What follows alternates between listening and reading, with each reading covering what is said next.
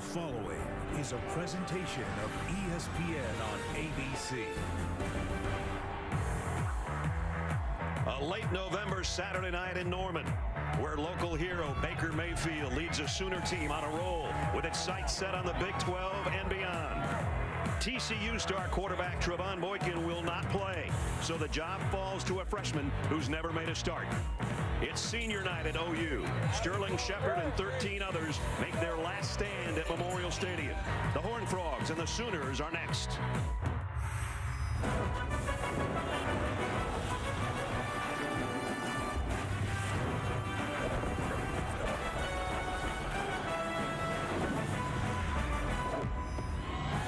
And we welcome you to Saturday Night Football on ABC, presented by Walmart. Oklahoma Memorial Stadium in Norman, and our matchup tonight in the Big 12, the number 18 Horned Frogs of TCU and the 7th-ranked Sooners of Oklahoma. If you take a look at the Big 12 standings, it's all still out there for Oklahoma State, Oklahoma, and TCU. Oklahoma State in action right now. We'll keep you posted on that game as we go through ours. And we welcome you to Norman, everybody. Brad Nessler along with Todd Blackledge. This is an Oklahoma team partner that has won 5 straight and done it in impressive fashion right now. They're thinking about the Big 12, but they're also thinking about trying to make the college football playoff. They needed something to happen in their favor, and it happened at the Horseshoe this afternoon. Yeah, they were big Michigan State fans today, happy with the Ohio State loss. And the ironic thing is, that's who they reminded me of. The way Ohio State finished the year last year, overcame a bad loss early in the year. That's what Oklahoma looks like to me this year. Inexplicable loss to Texas, but ever since then, they have gotten better and better and stronger on both sides of the ball. And I think right now playing as good as anybody in the country. One of the reasons they're playing so well is their quarterback. And Holly and you and I all have Heisman votes. We don't talk about it much until about this time of year. This guy's in the thick of it. He sure is. And what a great story. Baker Mayfield walked on at Texas Tech in 2013, had some success there, left, walked on at Oklahoma, and now he's run and thrown his way into the hearts of the Sooner Nation, and also, as you said, right into the Heisman picture. He's thrown for over 3,000 yards, 31 touchdowns, 5 interceptions. But the thing that makes him so fun to watch is the passion and the flair that he plays the position with. Well, the other side of the football, TCU lost their quarterback. He's not going to play tonight. Trevon Boykin injured in the win over Kansas. He won't play, and that puts it on a guy that's thrown 8 passes all year. Yeah, Foster Sawyer is a redshirt freshman, a big kid, 6'5", 228 pounds. He was a highly recruited kid out of Fort Worth, Texas. Redshirt freshman. And the thing is, when he played last week, he was the 3rd-team quarterback. He had no reps in practice. When he got in the game against Kansas, they tried to take the air out of the football and get out of there with a win.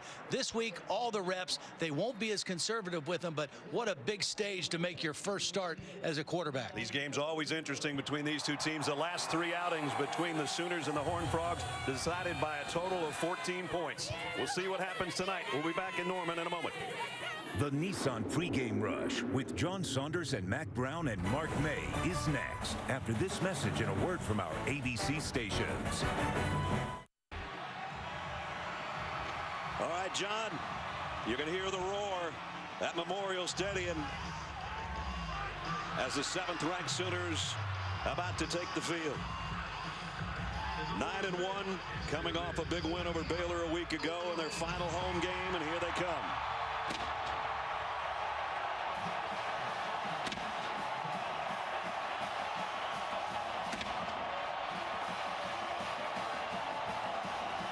Bedlam has to wait until next week. TCU is next in line. That's coming up. And this has been the Nissan pregame rush. Kickoff from Norman is next. Right now, a look inside Nissan's Heisman House.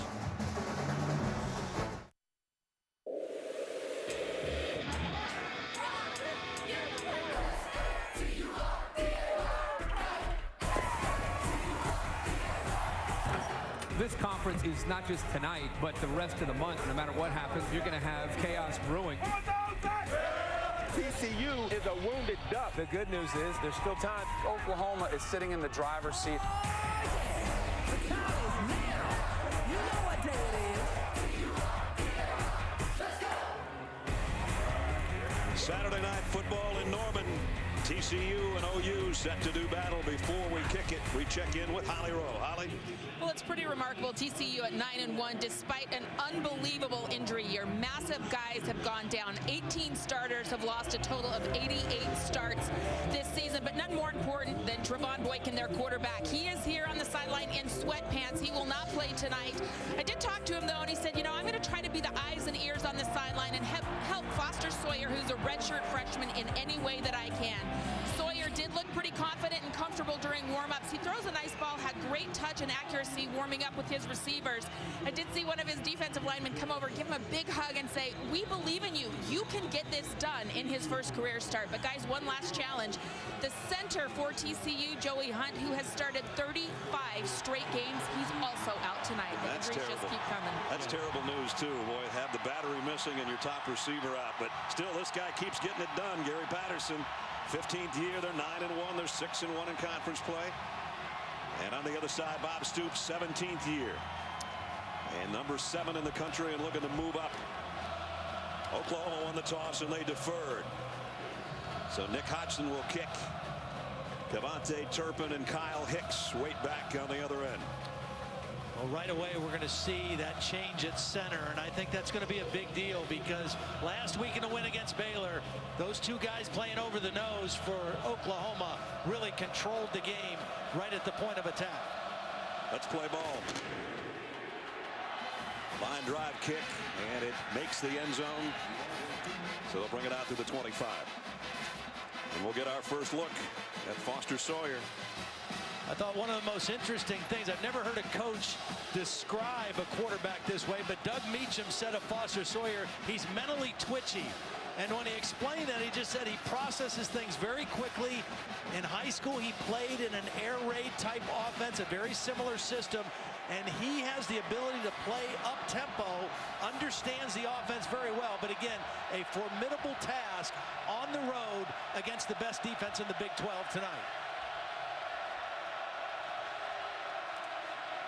They'll keep it on the ground on the first snap, and a short gain for Aaron Green, who's coming off a career game last week. He got 2 as we take a look at our Chick-fil-A impact players, and Aaron certainly one of them. He had a huge game a week ago, 177 yards on 30 carries. Eric Stryker is the heart and soul of the defense on the other side for OU, and Zach Sanchez leads the club with 4 interceptions. On 2nd and 8, trouble in the pocket. Charles Tapper drops. Foster Sawyer, first sack of the night and a loss of 4.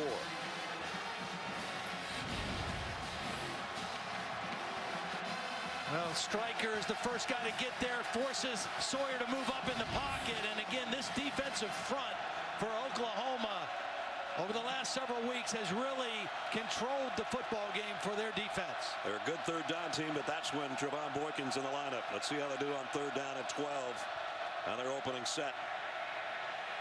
Stepping up in the pocket, throws short, and it's dropped and complete. And they almost got to him again. You know, Stryker was coming off that corner. Yeah, and a big quarterback like Sawyer, 6'5", he's got to be careful shuffling up in the pocket so much. Just allow that rush to go beyond you. Trust your pocket.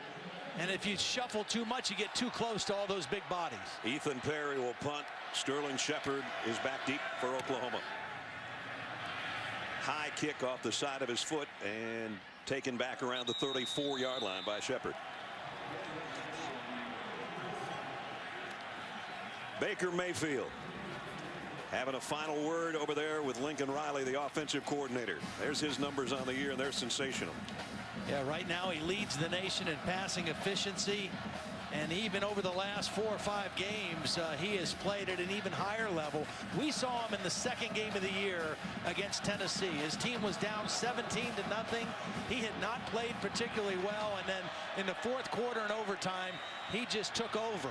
And from that point on, has really led this Oklahoma offense to a very high level of play. Samaje Perine and Joe Mixon in the same backfield with Mayfield on 1st down.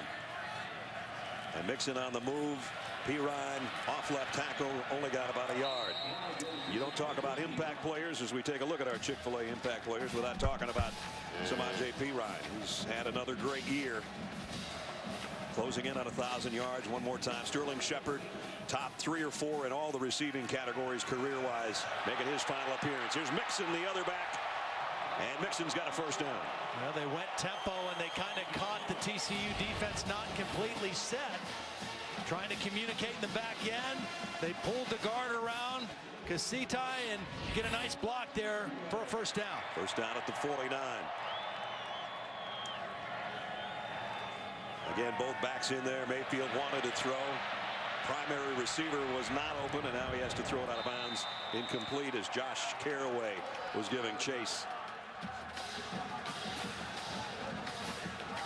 You can tell this guy just loves to play football. Caraway chases him halfway across the field, and he turns around, taps him on the helmet as if to say, nice rush.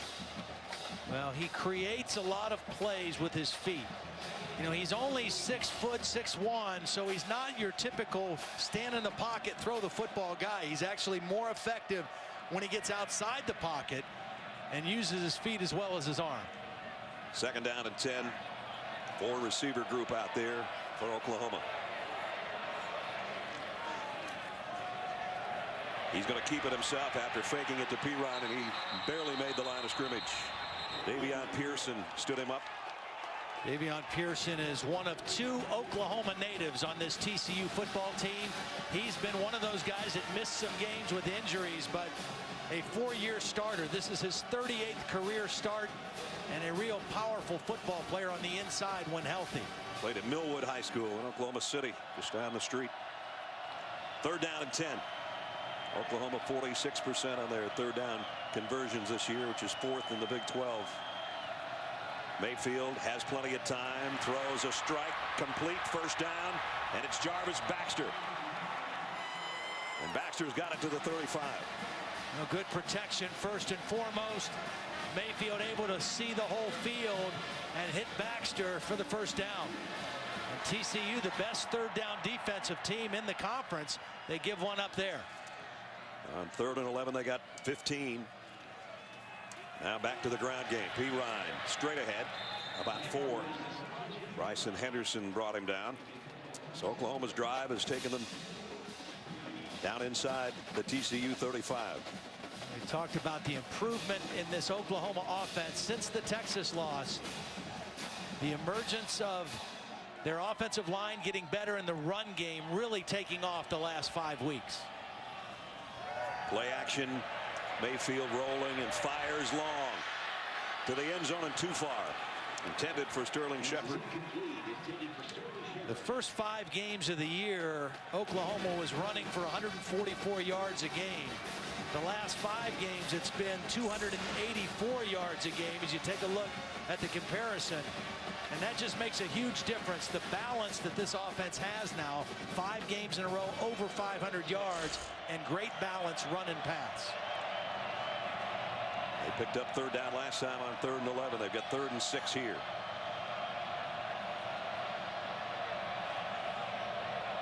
TCU showing press coverage. Gary Patterson told us yesterday thought they could do some things with that.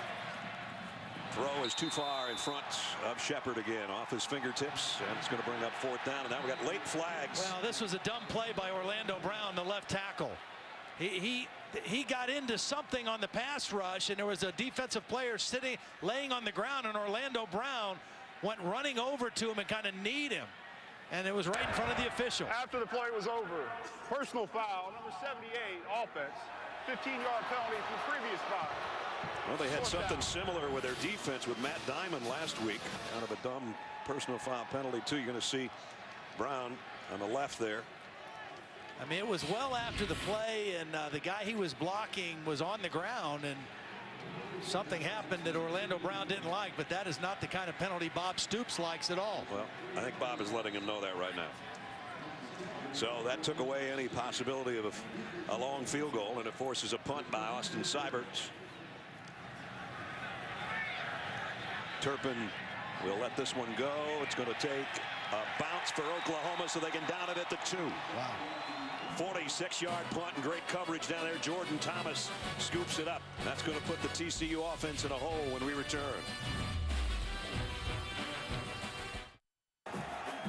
Talk about all the injuries that Gary Patterson's team has had, not just Trevon Boykin, but his #1 receiver as well, who was having a sensational year. Josh Doxson, 79 catches, over 1,300 yards. Injured his wrist in the Oklahoma State game, so he'll have to miss the final 2 regular season games. And they might get him back for the bowl game. Yeah. He's not on the trip. He's back in Fort Worth. We understand was handing out turkeys to needy families with LaDainian Tomlinson today. Long ball and caught. Yes. By Kobe Listenby. I love the call. Your redshirt freshman quarterback, everybody in the house is thinking they're not going to throw with this guy deep in his own end zone. They go play action. Listenby, the track All-American, runs right by Jordan Thomas. And the throw dropped in before the safety could come over to help over the top. Beautiful play. Jordan Thomas had pretty good coverage. That was just picture perfect, and a first down at the 47. Now Aaron Green to midfield. Stephen Parker slowed his progress there. That'll put a little confidence in the kids' absolutely. arm. A huge play. Now you're out at midfield where you open up the rest of your playbook. 5 receivers set in an empty backfield. And of the 2 backup quarterbacks, Sawyer the better runner. So a quarterback draw not out of the question here. Quick throw out in the flat. Only about a yard gain there. Very well played by Jordan Evans. These 2 linebackers, Jordan Evans and Dominique Alexander, both playing at a high level. Doug Meacham, co-offensive coordinator, was an offensive lineman at Oklahoma State. About 100 pounds ago. Yeah, you know, offensive linemen, they go one of 2 ways when it comes to weight when they're done playing. Yeah. 3rd down and 6. Sawyer throws. Nice pitch and catch out to Emmanuel Porter, who they just got back from an injury. And another first down, a pickup of 9. Yeah, they don't have Doxson, and they don't have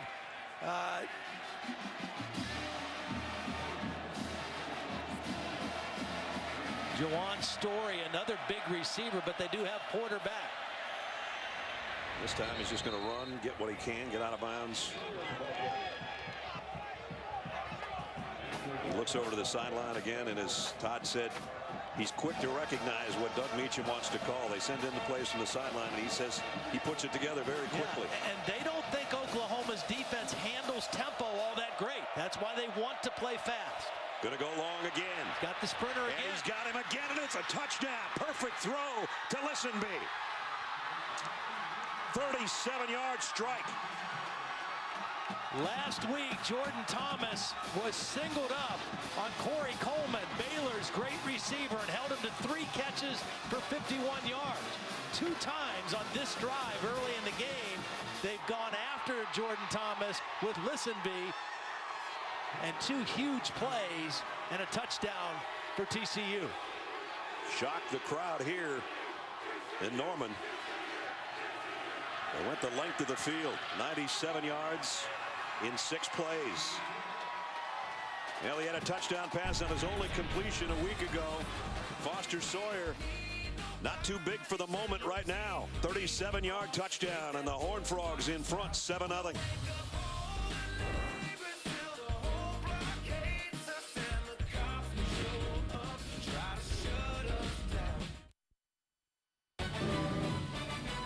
Saturday Night Football, presented by Walmart.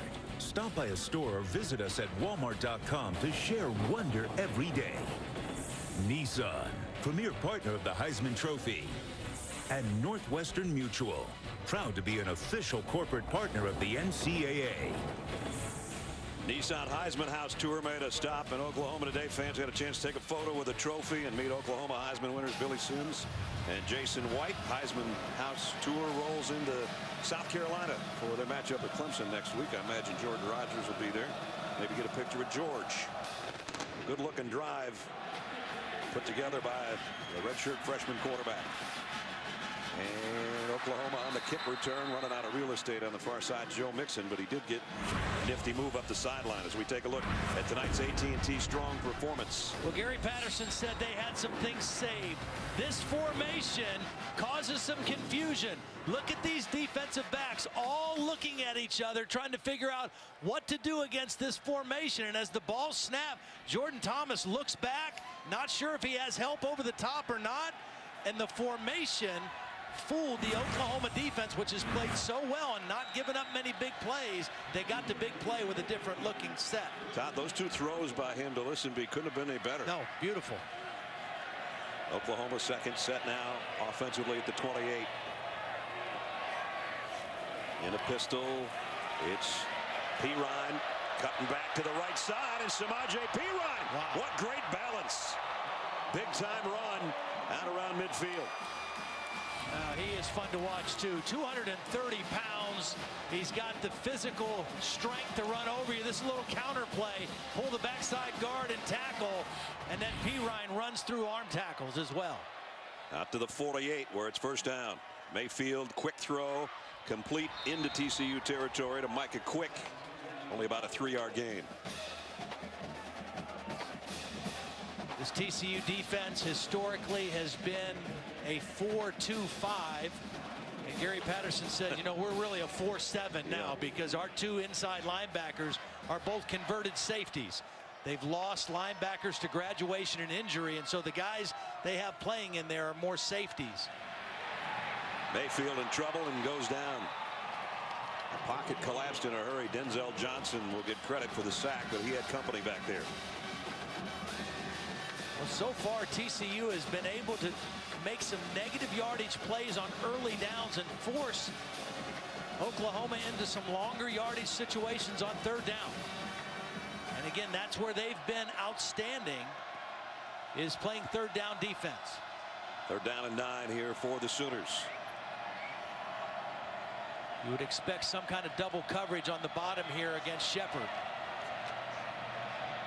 They want to throw a screen, I think, to Perine, and now Mayfield does throw late but incomplete, and over the head of Perine was the closest guy. I think Josh Caraway, number 94, read the screen. I think you're right. They were trying to slip a screen out. They had Sterling Shepard on a crossing route going over the middle. But watch as Perine slips out. Caraway, number 94, read it. And Baker Mayfield nowhere to go with the football. And a couple of linemen out there trying to just stay out of the way. So the punt will go. Turpin takes a fair catch back around the 8-yard line. 7:50 remaining first quarter. TCU with the ball back and a touchdown lead when we return.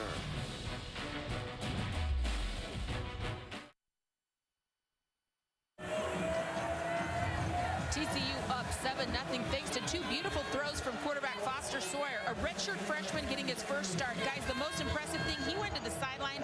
No celebration. He got right in his wide receiver's grill, had a little meeting with them. He was cool and confident. The command this kid just showed on the sideline tells me he is comfortable on the field right now. Yeah, he had completions of 44 yards and then 37 for the touchdown. Now they start their second straight series inside their own 10-yard line. And they get out to the 11. Devontae Turpin carrying the ball, brought down by William Johnson. Yeah, really nice open field tackle by the nickelback William Johnson. He's played very well for this Oklahoma defense. Turpin, a very slippery guy in space. Johnson with a good solid tackle. Not the biggest guy in the world. He's probably the smallest on the field, Turpin. Wide out screen, trying to weave his way through traffic out near the first down marker, Sean Nixon. Sean Nixon has been the leading receiver for TCU the last 2 weeks with Doxson's injury and lack of availability, primarily last week against Kansas. Last 2 games, 15 receptions for 224 yards. Direct snap. Aaron Green at the first down. Nice little twist again. You know, one of the things that they miss without Boykin is not just a guy who's throwing for over 380 yards a game, but all-purpose yards. He's a runner. So much of the TCU offense, quarterback runs. And now this is Nixon again taking the direct snap and only back to the line of scrimmage. So Green and Nixon in the backfield, and finally you see the quarterback backpedal back into the picture.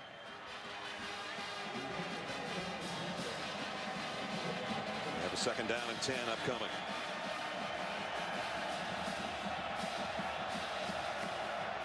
A lot of shifting going on out there for the Horned Frogs right now. You see Teron Boykin trying to get some direction into the freshman quarterback right now. Boy, this is there's 10 on the play clock, so they're going to get this off, I guess.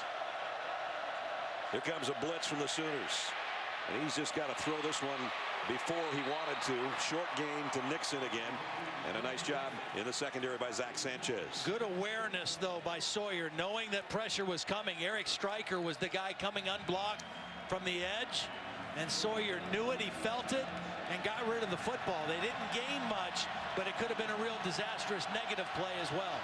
And the crowd is trying to help out the Sooner defense here. 3rd down and 8. 4 wide receivers to the bottom of the screen. Another different look for this TCU offense.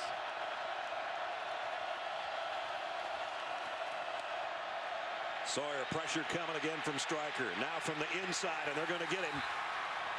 And it's Charles Walker with a shoestring tackle. And it's 4th down, loss of a couple. Again, Stryker puts so much pressure coming from the edge. He forces Sawyer up in the pocket. And then a nice job by Charles Walker not giving up on the play and chasing it from inside out.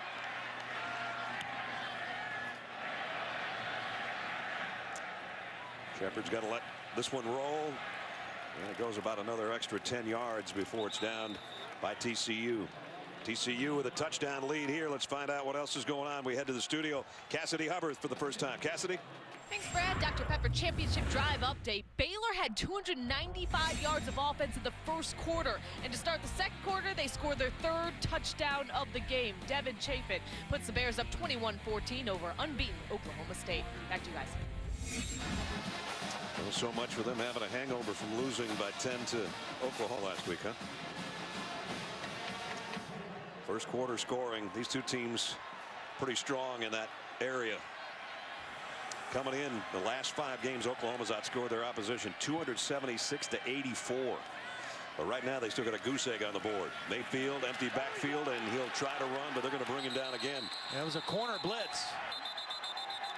O'Malley came from the short side of the field, and Baker Mayfield didn't see it until too late. Watch the top of your screen. Corner blitz, and he goes around the tackle, and Mayfield tried to slip underneath it. And another good early down negative yardage play by this TCU defense. 2nd down and 12. Perine straight up the middle. Gets it to the 45.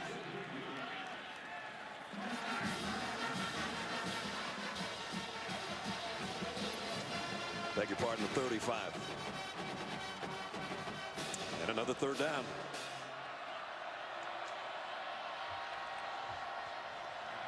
Four wideouts. But it's going to be Mayfield. He's keeping it again. And sometimes he holds on to that too much, thinking his running ability is going to get him through, and it hasn't happened yet tonight. Well, I just think what we've seen so far early is a defense that's a little bit undermanned, but playing with great fire and great passion right now. They've got negative yardage plays. They've forced Baker Mayfield into some tough situations, and they've come up with some 3rd down stops. So Seibert's got a kick again.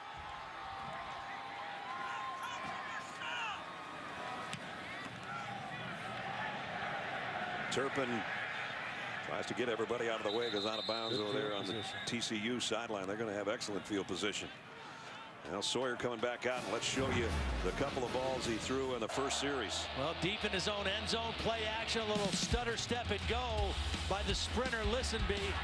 Beautiful throw over the outside shoulder, and then from midfield went for all of it. And another nice throw, and on that drive, that scoring drive, Sawyer was 4 for 4 for 91 yards, and so he is into the ball game. Holly reported his demeanor on the sidelines. Again, the difference between last week when he had no practice reps and had to go in when Boykin was injured, to this week when he got all the reps as the starting quarterback. Much different story.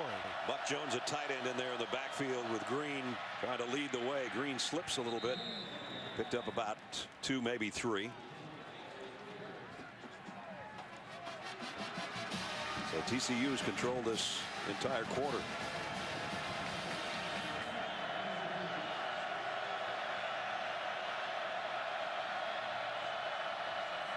They flip it to Listenby. Cuts back up the middle. Striker tracks him down at the 40. And it'll bring up third down and about 5. I think the other thing that's worth mentioning for TCU that's holding up, Austin Schlottman, who's in there as the starting center in place of Joey Hunt, is doing a fine job. He's holding his own in there, and that's a key loss. Not only a guy who started a lot of games, but makes all the protection calls in this TCU offense. 4 wideouts to the bottom of your screen again for Sawyer. Empty backfield, looks right, throws a slant. It's jumped on and picked off by Sanchez. That's his 5th interception of the year. Well, guys who are great interceptors in the backfield usually have great anticipation. Sometimes they gamble, but that's what makes them those kind of players. Sanchez read the route and jumped it. He jumped in front of the intended receiver, Emmanuel Porter. Porter, this is his first game back from injury. He was a little hesitant on that inside cut, and Sanchez just beat him to the spot and beat him to the football. First mistake by the freshman. He had his eyes on that receiver the whole time, and Sanchez read it beautifully. Gives it back to the Oklahoma offense in TCU territory. Again, I don't know that his receiver helped him very much on that play, but beautiful play by Sanchez. Dimitri Flowers in the backfield with Mixon. And Mixon goes the other way, broke 1 tackle, but he only gets back to the line of scrimmage as we check in with Holly. Well, the most impressive thing is Zach Sanchez has been nursing an ankle injury. He's missed several games. They really weaned him in practice this week. He didn't practice Thursday, much Wednesday, so really great instincts by him for a kid who didn't practice too much this week. The 15th interception of the season by the Oklahoma defense. Mixon coming right this time, and he's got some open space, and he's got a first down. 11-yard pickup by Joe Mixon. Mark Andrews with a good block out in front. Andrews is a tight end slash receiver, a big body. This is the outside zone play, and there's Andrews, number 81, out blocking in front down the field. Sooner first down at the TCU 32. Just over a minute remaining first quarter. Mixon stays in there, gets the call again, and might have another first down again. Now again, this last 5 weeks, this Oklahoma running game has kicked into a different gear. 284 yards a game. A lot of times we see both Mixon and Pirine in the backfield together. You also have Dimitri Flowers, who can line up as a fullback, who's in there now. TCU is going to take a timeout. It's their first charge of the half. Going to catch their breath a little bit because Oklahoma's got something working here with 56 seconds remaining in the quarter.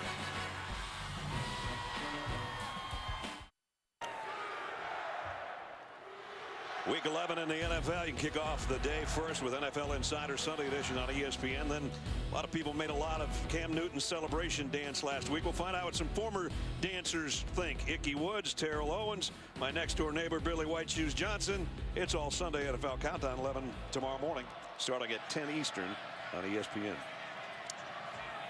Well, there's that run game again. And now Pirine and Mixon both in the game gives them a lot of versatility in the throw game and the run game. This time it's Pirine, short gain, got about 1.5 yards. So far TCU doing a great job defending Sterling Shepard. He's been targeted 2 times, 0 catches. He had a huge game against TCU last year, 7 catches, 215 yards, and a long touchdown. Coming off a 14-catch game in the win over Baylor, which was 1 shy of his own school record for a single game. Play action, there he is. Sterling Shepard right on cue. Touchdown, Oklahoma.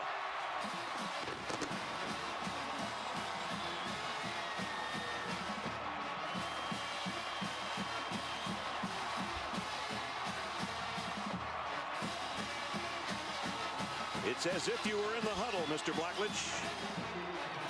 Well, the play action is what helped him. It was a good play action fake by Baker Mayfield, and that affected the safety and made it an easy throw for the touchdown.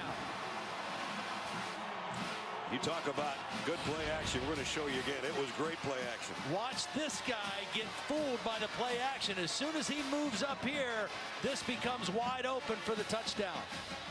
Great fake by Baker Mayfield. The safety commits, and Shepard runs right behind him for the easy touchdown.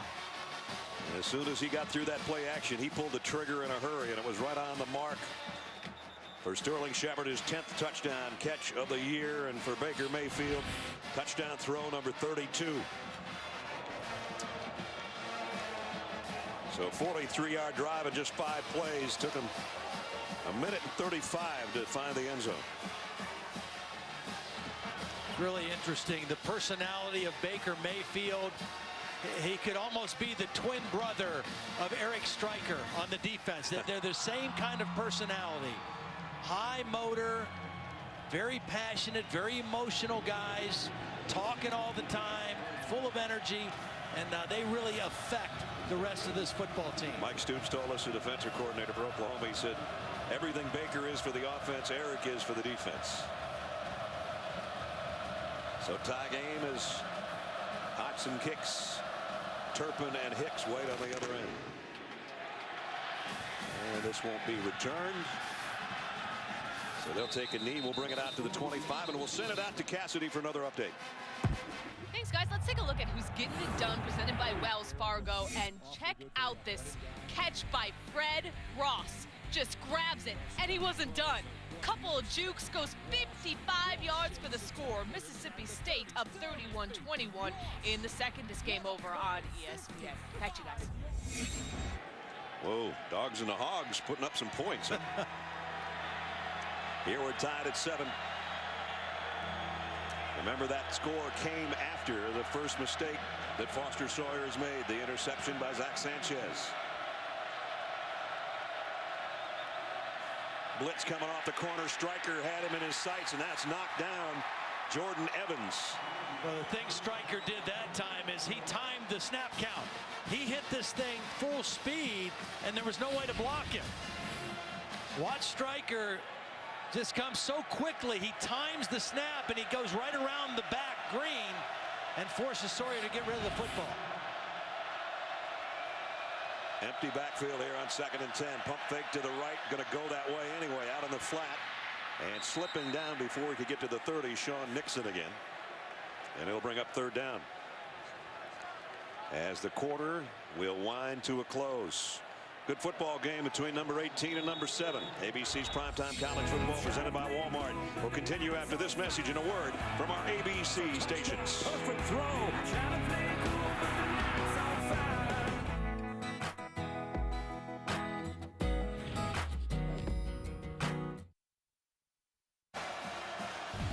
As I'm sure you do every college football Saturday, put one game on the big screen and another on your computer, your tablet, or your smartphone using Watch ESPN. Just download the app or go to watchespn.com. Brad Nessler, Todd Blackledge, Holly Rowe, our ABC crew in Norman to start the second quarter. Tie game between the Horned Frogs and the Sooners, and a 3rd down and 6 right now for TCU. Pump fake, long ball down the middle, and that one's almost intercepted as well. Could have been picked off by Ahmad Thomas, intended for Emmanuel Porter. Ahmad Thomas had a huge interception late in the game last week. This ball goes inside a little bit too much. If he throws it outside, he's got a chance. But because the ball was back to the inside, it allowed that safety to come over and make a play on the football. Not to mention he got his wide receiver smacked pretty hard. Punt coming up. Shepard backpedals, takes it at the 22, and he's going to have to go down right there. Nice coverage by TCU. Yep. So the Sooners take over after scoring the last time they had it. Celebrating its 11th year sponsoring the Good Hands Field Goal Nets. Allstate makes contributions to participating university general scholarship funds for each field goal and extra point kicked. To date, Allstate has contributed millions in scholarship funds. Go back to that last 3rd down play by the Oklahoma defense. The biggest difference in their defense this year from last year. Last year they were very good against the run, horrible against the pass, 117th in the country in pass defense. This year they're much more balanced on defense. They're 21st in the country coming in total defense, pretty solid in both phases. Play action. Mayfield rolls to his right. He's got a lot of green in front of him. He's going to take what he can get. Little stutter step to get an extra yard or two. And out of bounds after a first down run of 12. A late flag on the opposite side of the field. And the body language on the Oklahoma sideline doesn't look like they like what's going to get called here. It was completely away from the play. A wide receiver and a defensive back tangled up in some way. Alan X, our referee. It was Dede Westbrook and Corey O'Malley that were tied up.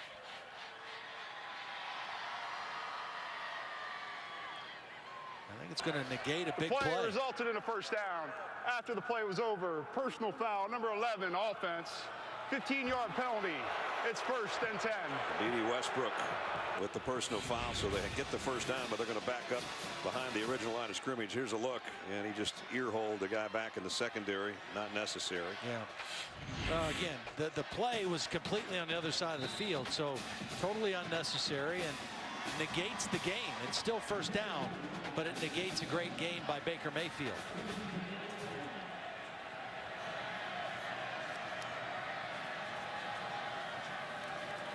Back at the 19, play action again, pressure coming. Has to throw on the run and did complete it to Deron Neal. Pickup of 8. They got some of the penalty back.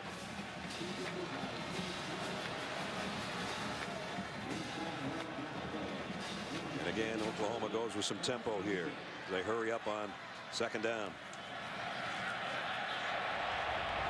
First down, out to the 35. Joe Mixon, he's running the ball well tonight. They're both physical backs. Mixon is 6'1", 217. Perine a little bit bigger at 5'10", 230, but they both have the ability to run physical. And when you play with two tailbacks in the game, they have to block for each other. Nice job by Perine, lead blocking on that play. And this is why they like both backs, because Mixon can flank out as a wide receiver. That's where Mayfield was looking, but now he saw a big hole on the left side. And not only did he not go down, he's still running down to the 35-yard line. A lot of quarterbacks would have hit the deck. Yeah. He put a little move on the safety back there, and he got 30 yards on the run. When you empty the backfield and spread the defense, it opens up running lanes for the quarterback. Little inside twist by the TCU defensive line, and a big open space for Mayfield to run in. All the way to the 34-yard line. Comes up throwing again on first down. Maybe. Well, he got away from the rush. Still doing a dance in the backfield. Got a big-time block. And then he got hammered at the 40, and he is still down. And he's getting up, though. He lost 6 after all of that, and there's a flag at the end of the play. Well, his ability to extend plays. He runs around back there. A lot of times, some of the stuff he does reminds me of Johnny Manziel, the way Johnny used to play. Extending plays, buying time. I think also sometimes with his lack of height, he doesn't see things in the middle of the field as well, and he has to move to get out so he can see. He is feeling the effects of that hit at the end of the run. Personal foul, targeting, number 42, defense. 15-yard penalty from the end of the run. Automatic first down. The play is under review. Well, this is again a position that they can ill afford to lose. Ty Summers, number 42, the linebacker, at the end of this play. Again, Mayfield scrambling, buying time, extending the play. And at the very end, you can't lead with the crown of your helmet. And it looks to us like he did. And right to the back of Baker Mayfield's helmet, in fact, and that's why you saw him still closing his eyes as he was driven into the turf. And if this holds up for Ty Summers, it'll be an ejection. Tom Robinson's the replay official. Bill LeMonnier is our official with us in the booth. Bill, what do you think? Well, you hit it on the head. Actually, it could have. After review, the ruling on the field is confirmed. Number 42 is disqualified. You've got both rules, 913 and 914, for the crown of the helmet, and you had a runner who was on the ground, so he's defenseless. So either way, this was going to be a confirmed targeting call. Well, definitely the crown of the helmet. I don't think Baker Mayfield was on the ground yet. I mean, he was heading that way, but yeah, that was a pretty easy one for him to call, and a huge blow for this TCU defense. Summers started the game a more physical linebacker at 6'2", 230 pounds to offset the running game of Oklahoma. Now they're back to those little guys, the converted safeties, playing on the inside of this defense. I would expect Oklahoma to run right inside. These two guys are safeties, not built like linebackers. First down at the 25. And Mayfield, and it batted back. Knocked back in his face by Caraway, the defensive end. You know, I think that was supposed to be a run, and Baker Mayfield just went ahead and threw it because the right tackle, Drew Samia, was down the field. He was about 15 yards down the field blocking when that ball was thrown.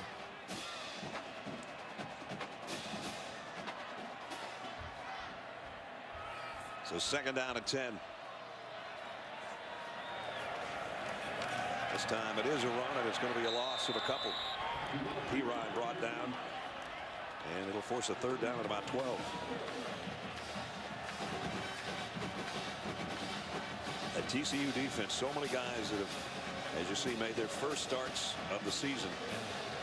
Well, they've played 30 freshmen, 15 true freshmen, 15 redshirt freshmen. The good news is their best team might be the team that plays in the bowl game, and then next year they'll have a lot of guys with experience. But down the stretch of the season, it's pretty tough. They've had 23 injuries. And tons of missed games by starters. Mayfield again scrambling around.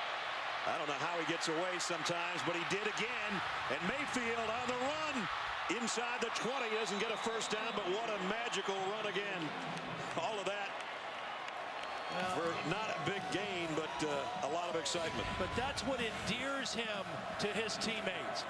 They see him make plays like this, and his willingness after taking a shot to the head to come back and tuck it and run again, even though he doesn't get the first down, that just makes his teammates and his offensive linemen and receivers want to play that much harder for him. And just that 8-yard gain sets up his field goal kicker for a shorter attempt of 35 yards by Seibert.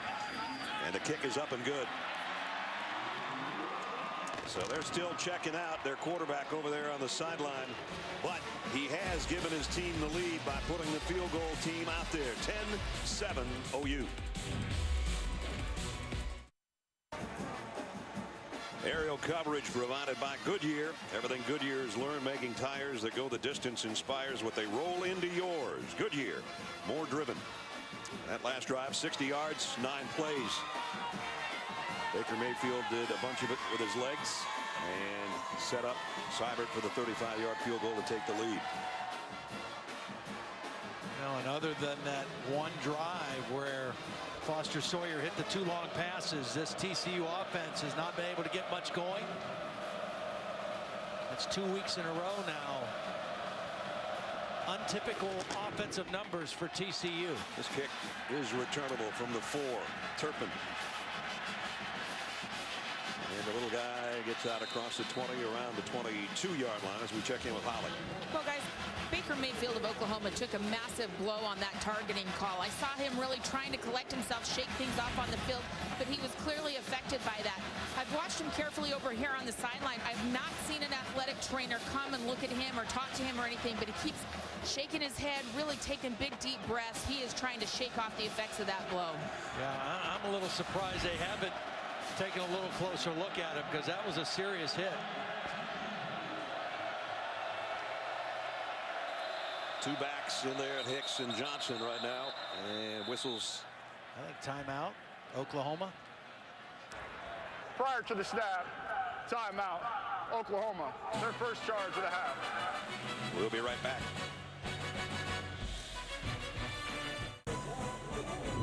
Saturday Night Football, presented by Walmart. Brought to you by Aflac. Buick, proud partner of the NCAA. And Dr. Pepper. Dr. Pepper in college football. It's a one-of-a-kind tradition. Senior night here at Oklahoma. 14 guys out there making their final appearance here at Gaylord Family Oklahoma Memorial Stadium. Always an emotional time for a lot of those guys. Some will have the opportunity to go on and play pro football. Some are down to the last 2 or 3 games in their college career. Last home game tonight. First down, TCU. Their offense has been ineffective other than those 2 long passes by Foster Sawyer, and he wants to go deep on another one. This might be a jump ball on the other end, and it's intercepted by Zach Sanchez, second of the night.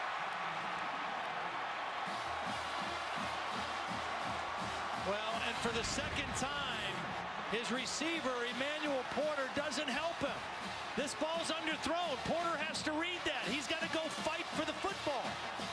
He kind of is late getting to the ball, and Sanchez, with those excellent ball instincts that he has, goes up and makes the play. Zach Sanchez, 2 picks on the night, 6 for the year. OU's got it back when we come back. Let's take a look at the college football playoff rankings brought to you by Goodyear. Well, Ohio State was rolling along until they ran into Michigan State today, so they will fall out of that top 4. This is the first week in the last 2 years of the college football playoff rankings that all 4 teams were the same a week ago. That's not going to happen again this week. Iowa, do they move up? They're undefeated. They keep on winning. Of course, Oklahoma wants to move up from number 7. Right now they're having their hands full with TCU, but thanks to a couple of big plays by Zach Sanchez, they've got the ball back. Mayfield, quick throw off play action out in the flat, got it to Andrews, and Andrews has got a first down. Boy, what a block by Sterling Shepard, too. We know he's a great receiver. We know he's their go-to guy. But the only way this play's effective is if the outside receiver blocks. And Sterling Shepard did a beautiful job on that play. Sterling, whose dad, the late Derek Shepard, played here at OU back in the mid-'80s. You saw him as part of senior night out there with his mom Sherry tonight, and he is number 3 all-time in catches, yardage, and number 4 all-time in touchdown receptions in the annals of Oklahoma. Here comes Joe Mixon, puts his head down, picks up 13 more. Again, the reason this offense for Oklahoma has been so effective the last 5 weeks, gaining over 500 yards. Their balance, their ability to run, their ability to throw, Baker Mayfield's ability to create plays. On first down, he's going to have to create something here again. He does get away from one rusher and throws to Shepard, who made the catch. No, couldn't hold on. Bobbling it, going out of bounds. Aaron Curry with the pressure, forcing Mayfield out of the pocket. But one of the things that's different about this TCU team this year, last year they were outstanding in forcing turnovers and taking care of the ball. They were plus 18 for the season. Yeah. Their defense has only forced 12 turnovers so far this year, and they're -2 now. Coming into tonight, they were even, -2 at this point. Second down and 10 for the Sooners. On the ground, P. Ryan, and he gets ahead of steam, and he's got a first down. Samaje's still going. Picks up 11, and he's down to the 20-yard line. Dimitri Flowers in there as the fullback, number 36, leading the way. They pull the guard. Again, this is a defense that has linebackers that are safeties. In the red zone, and on the ground and on the edge is P. Ryan. Got 4 more. O'Malley brings him down there. Oklahoma's had 7 runs of 10 yards or longer in this first half.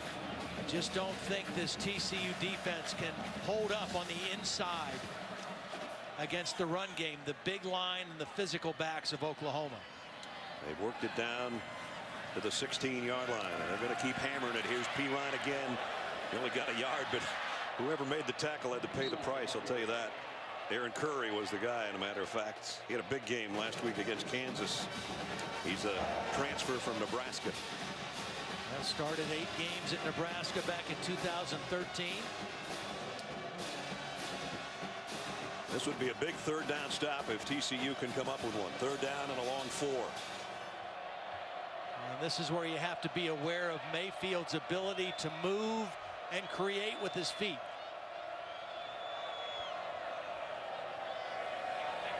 Baker is going to move Pirine over to his right. High snap. He got it to Pirine. Stiff arm, but a yard shy of the first down. And now see if Bob Stoops has a decision to make here. Well, that was a good tackle by Traven Howard. He's that middle linebacker, their leading tackler, a converted safety, only 190 pounds, but a solid tackle on a much bigger back on that play. Decision didn't take long, did it? No. Out comes a tight end and a fullback on 4th and 1. Oklahoma will go for it. When your defense is playing this good, it makes this decision a little easier too. Direct snap. And Pirine got it. Needed 1, he got 2. Saw them do this in practice on Thursday. Baker Mayfield acts like he's going along the line of scrimmage to change the play. And in the meantime, it's by design. They snap it quickly to Pirine.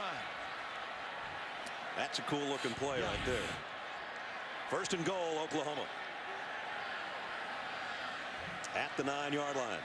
Mixon and Brooks, the 2 backs in with Mayfield right now. 5 straight runs for the Sooners.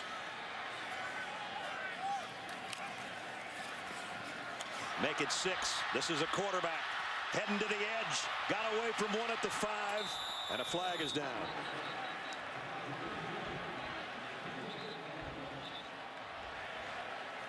Mayfield hobbled a little bit after that. It was 78 offense. 10-yard penalty. Replay. First down. Big Orlando Brown, when he gets holding on somebody, all 6'8", 342 pounds of him, you can tell.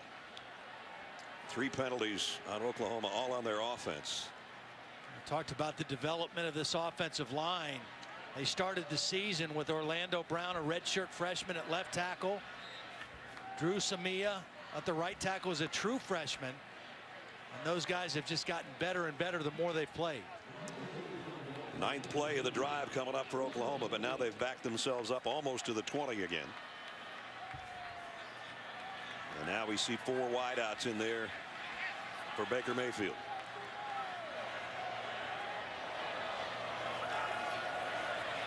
Throws down the middle and incomplete. Shepard had a hand on it. Little high, but a catchable pass for a guy like Shepard.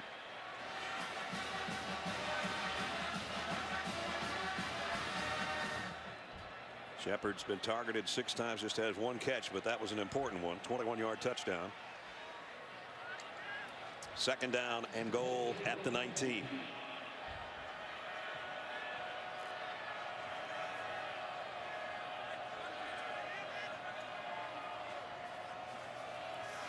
Blitz coming. Mayfield got away from 1, now 2 and 3, and throws out of bounds. It's just amazing how slippery he is. The pass planted beyond the line of scrimmage. There is no intentional grounding. He almost lost his jersey to Montrell Wilson. The 3rd guy got away from him. It's just uncanny, his ability to elude people. Now he's throwing this ball away, but just to be able to avoid a sack, it's pretty impressive. Oklahoma has missed on their last 5 third down conversions. They've got another one here. 3rd down and goal, but it wouldn't look like it if you didn't know what went on this drive, because they're at the 19-yard line.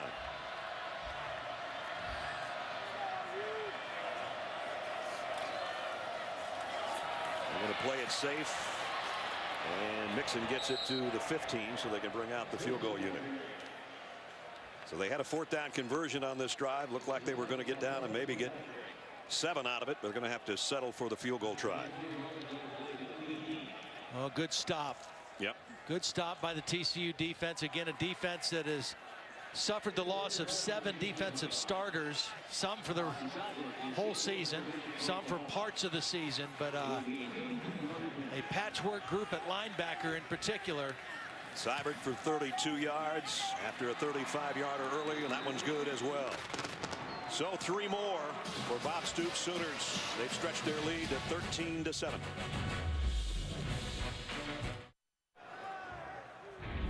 Let's take a look at our Pacific Life game summary. 2 really good backs. Joe Mixon, Samaje Perine, 62 on almost 9 yards a carry for Joe, and Samaje over 5 a carry. And basically that set up the touchdown pass of 21 yards by Mayfield to Shepard, and the 2 field goals by Seibert of 35 and 32. And there's your 13 points. Right now, Oklahoma's had the ball more than 7 minutes plus on TCU, and they've run 17 more plays. So if you don't have the football, it's hard to stay in the game. TCU is going to get it back after Hodgson's kickoff.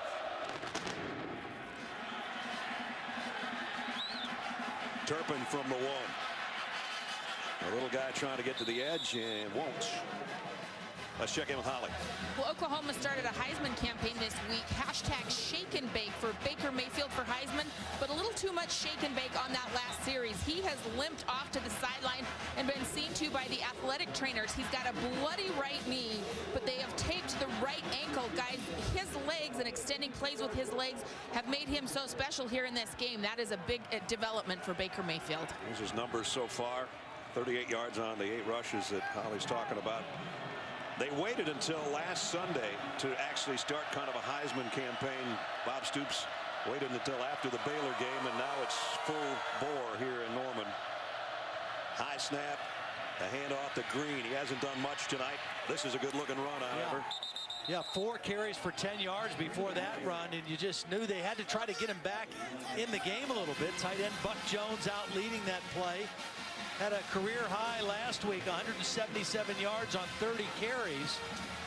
It's the most carries by a TCU back in 8 years. Those 30 attempts a week ago. Here's a counter, and it's Johnson, and he's still driving out to the 40-yard line. And the ball out at the end. Does Oklahoma have it? They do. Tapper comes out of the pile with it. Yeah, that's just one of those cases where Johnson is fighting for extra yardage, and Tapper sees the man held up, and he just is going to reach in and rip the football out. And that's ripping right there. Tapper has forced 3 fumbles this year, and now he's got his first fumble recovery by big number 91. It's great to fight for extra yardage like that, but you got to make sure you take care of the football if you do that. 3 TCU turnovers, all in their own territory. Remember, the other ones, the 2 interceptions by Sanchez led to 10 points. They'll try to capitalize here again. Perine straight up the gut, close to the 35. And we're at 5.5 minutes remaining in the quarter.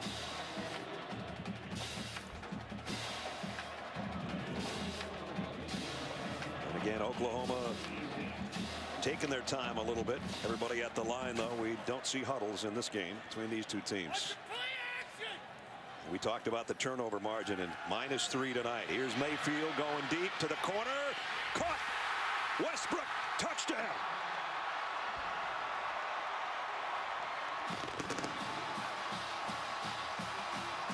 And a turnover turns into Oklahoma points again. We had single coverage working outside on Corey O'Malley.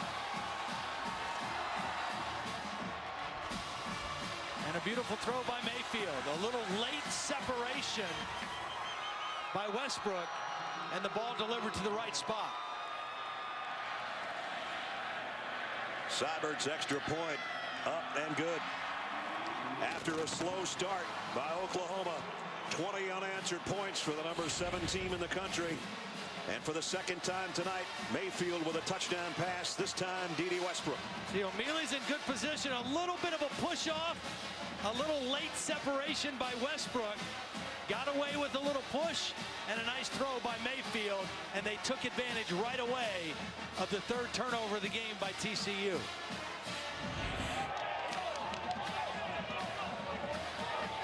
For D.D. Westbrook, his 4th touchdown catch of the season.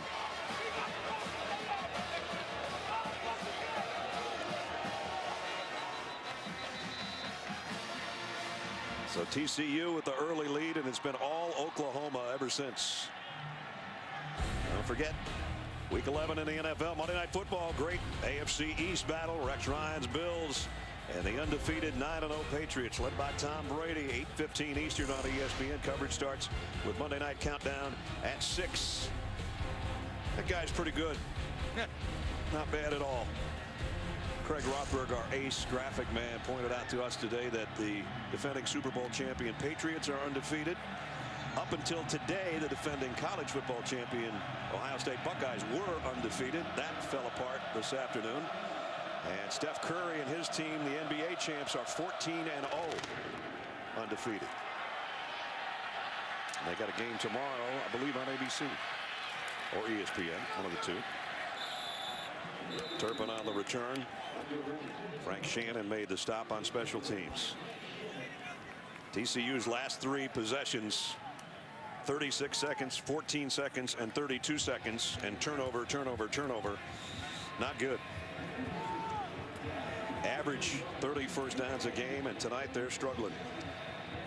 This guy started off red hot, though. Yeah. If he can regain that touch, if they could just get a field goal here before halftime, I think they'd be happy. Well, they can't turn the ball over anymore. I mean, this Oklahoma defense playing at a very high level, the best in the Big 12. You can't give their offense a short field. Play action, throws to the outside. That one a little bit high and tipped, and Jordan Thomas almost got his hands on that one. Again, the difference with this Oklahoma defense, I think Jordan Thomas, his emergence. Last year, Sanchez was a proven guy. They felt like they were one excellent cover guy short defensively, and that exposed him in this league with these pass offenses. Thomas and Sanchez really solidify this defense. He did a great job on Baylor's Corey Coleman last week, Thomas did. Green on a cutback. Gets out around the 28-yard line. Pick up a 7. And then when you get to 3rd down, this is when Stryker becomes a factor. Usually rushing from the edge. He's kind of a tweener. You know, he's not, doesn't project at a particular place in the NFL at 6 foot 222. But he is a baller. I mean, he's a guy that has a nose for the football and makes plays. Here he is right here. 3rd down and 4. And we have a timeout taken. Timeout. Oklahoma. Their 2nd charge of the half.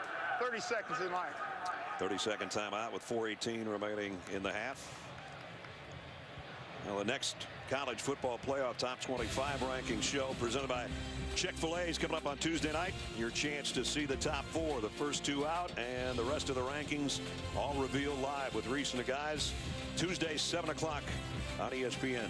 You wonder how far Ohio State will fall after losing to Michigan State today. And number 4 through 7, Notre Dame, their best win, Navy. 11-0 Iowa. Wow. And Oklahoma State right now is having trouble in their game. And of course our game here, 20-7 OU in front right now. Big 3rd down for TCU just to try to keep something going here. They haven't had the football enough in this half to make much happen. Direct snap coming up. They fake the end around, and it's Nixon, and he's got the 1st down. Good tough run by Nixon. Picked up 7. Really a versatile guy as far as a receiver and a running back. Quarterback stays on the sideline. They're going to keep going with this.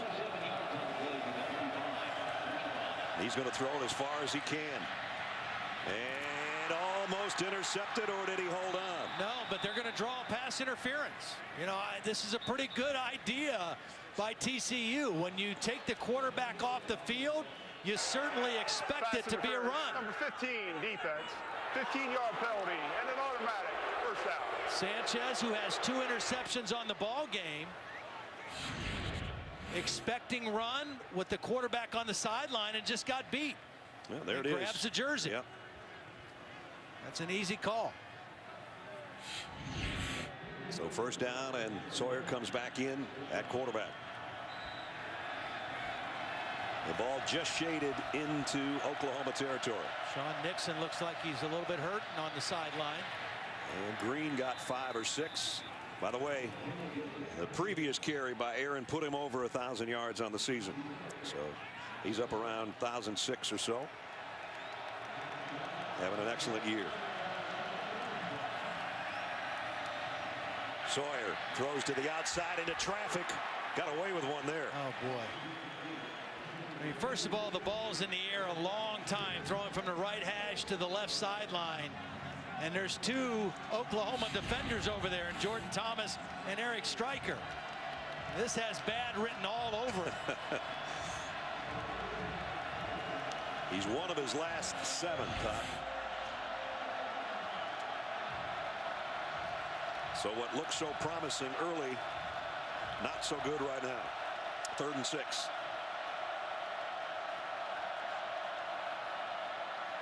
Looking at that 3 receiver side, and now in trouble, scrambling around. Can he get to the first down marker? Now Stryker tracked him down before he could get there. One of the great names for a guy that plays the way he plays defense. Perfect name. Perfect name. He plays fast. He plays relentless. He never gives up on a play. And that's why he's the heart and soul of this Oklahoma defense. Holds the school record for sacks by a linebacker with 23 coming into this game. Punting team comes out for TCU, and that means Ethan Perry. Sterling Shepard way back there on the other end.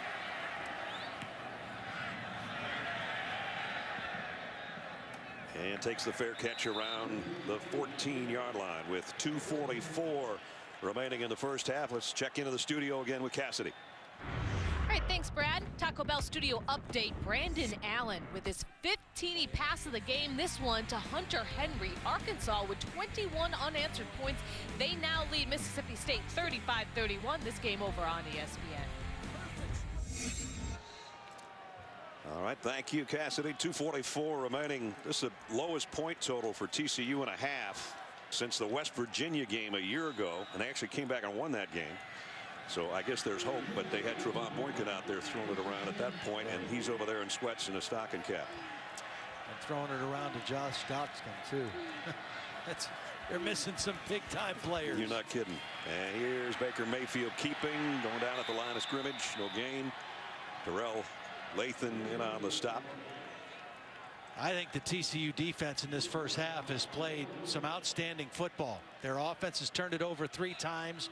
They've made a lot of good plays. You just wonder how much they have in the tank. If their offense can't sustain any drives and give them some rest, this running game will wear them down. P. Ryan again somehow kept his balance in the backfield. Almost had his knee go down, put his hand on the turf, and picked up 11 yards. Boy, for a guy that weighs as much as he does a nice job keeping his balance and picking up extra yardage. Mayfield comes up slinging, and Shepard took himself out of that play. 8-yard pickup the way it is. Under the 2-minute mark, and Oklahoma going now at a pretty good pace, trying to get more points before halftime. On 2nd and 2, Mayfield fires again, a slant behind his intended receiver, and that was Sterling Shepard again. Now they got 3rd down coming up. Don't forget, stick around for Capital One halftime report. John, Mark, and Mac will be along. All the scores and highlights from a busy day in college football. I got to find out if Mayday is starting to gain a man crush on Baker Mayfield. He said before the game that he's the only guy that didn't have one so far. I know you're listening, Mark. 3rd down and 2. And that one's on targets. First down, pick up a 7.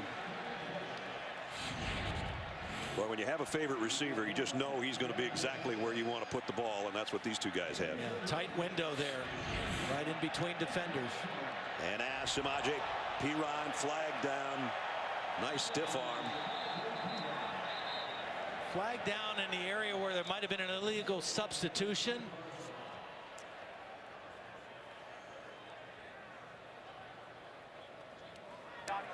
Illegal substitution, number 23, defense. The 12th player did not get off the field before the snap. The penalty is declined. The play resulted in a first down. So they take the run, and it's out to midfield with a first down. Right on the midfield stripe with 1:21 remaining in the half. Now we talked about TCU, how much they would have liked to got a field goal right before halftime. At this point now, with the ball at midfield, they got to hold on here. They can't afford this game to get out in front of them any more than it is right now. 178 yards on the ground right now for Oklahoma in the first half. Mayfield runs out of trouble, gets by a couple of tacklers and falls forward for 4. Somebody's playing without a shoe. I think it's Mayfield. I think he's missing his right cleat. Actually, I think it's defensive tackle Davion Pearson. TCU, their second charge of the half. You're right. Davion Pearson.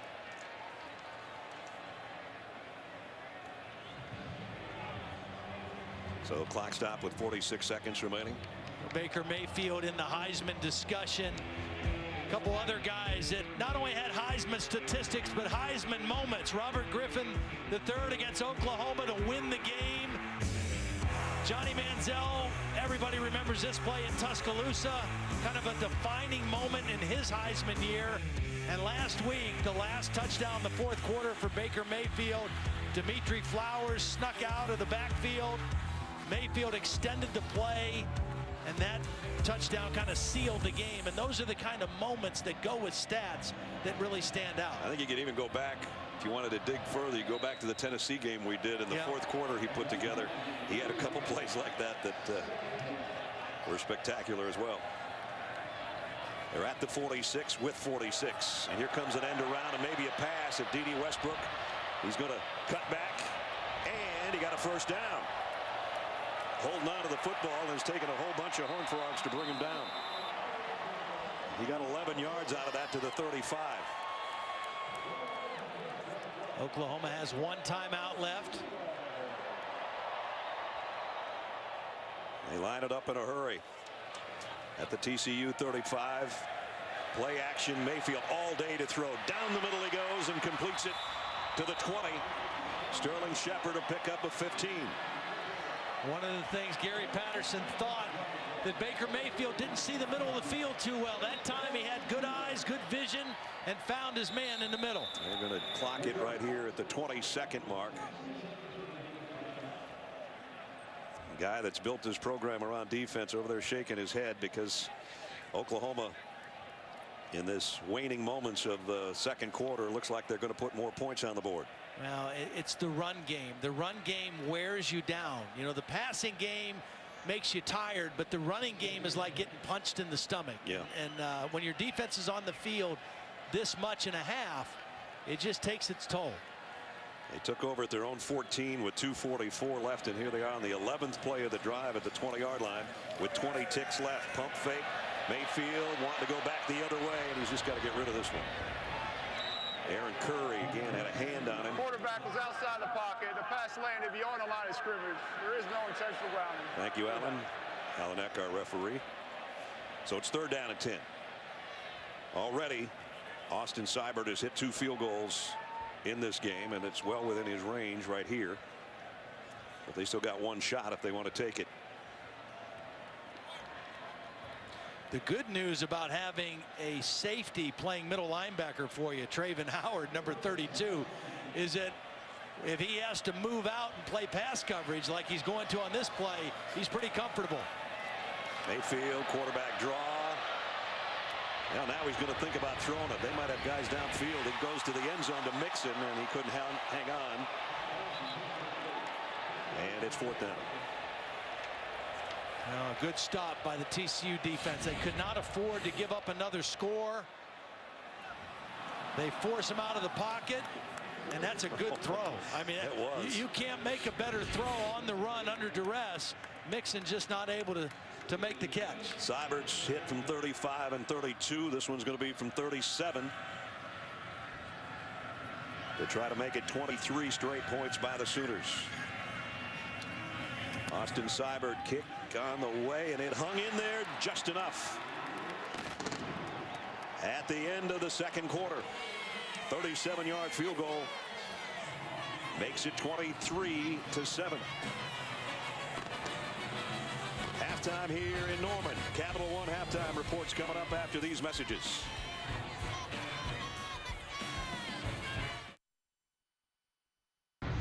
Welcome to the Capital One Halftime Report.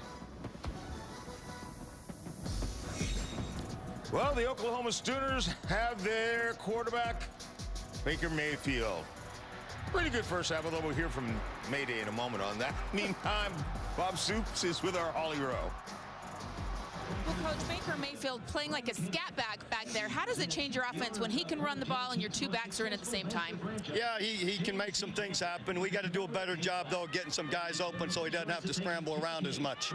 You guys just took Sterling Shepard to the locker room. It looked like a right wrist injury. What concerns do you have there? Yeah, unsure about it. We'll have to get in and evaluate it. We'll see. They got off to a good start. Their quarterback had that one nice drive. What did your defense change? 3 straight turnovers. Well, basically it was 2 passes. You know, beat us in coverage. So we've covered them since. Thanks, Coach. All right.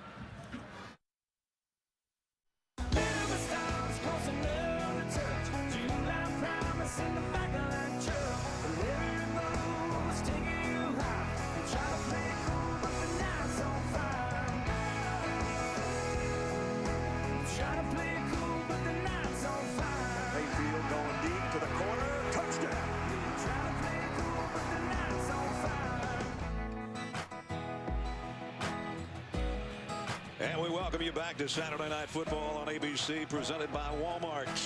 Just about set to start the third quarter here in Norman, Oklahoma. TCU started off strong. Oklahoma spotted them that opening 7-23 unanswered since for the 7th-ranked Sooners. Welcome back, everybody. Brad Nessler, Todd Blackledge. 320 yards total offense, most of it on the ground, and they only had to convert a couple of third downs. The turnovers are killing TCU right now. Absolutely. I mean, TCU had 2 good plays offensively.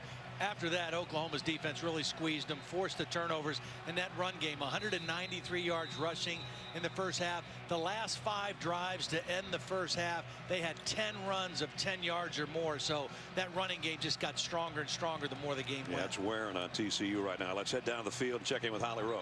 Well, a major development right now for Oklahoma. Baker Mayfield will not return to this game. As he went off the field at the half, I said, hey, are you okay? And he said, yes. But when he came back out, he does not have his helmet with him. I'm assuming that he has potentially been evaluated for a concussion because he's moving fine on that ankle that was taped.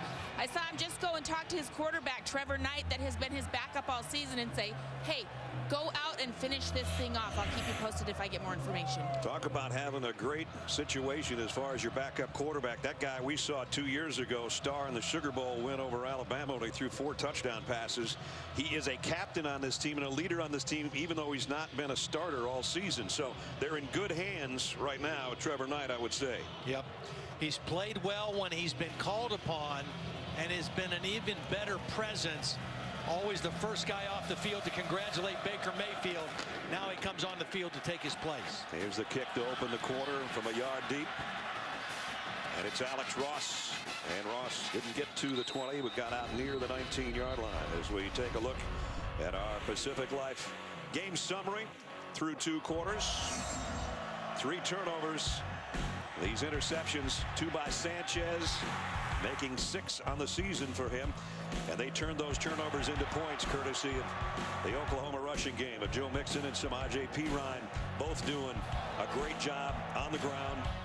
And they just chewed up yardage, and then when Baker Mayfield's had a crack at it, including that 21-yarder to Sterling Shepard and this one to D.D. Westbrook, 2 touchdown passes in the first half. Even though he's not out there to start the third quarter, he had a major impact in the first 2 quarters. So here's Trevor Knight at the controls.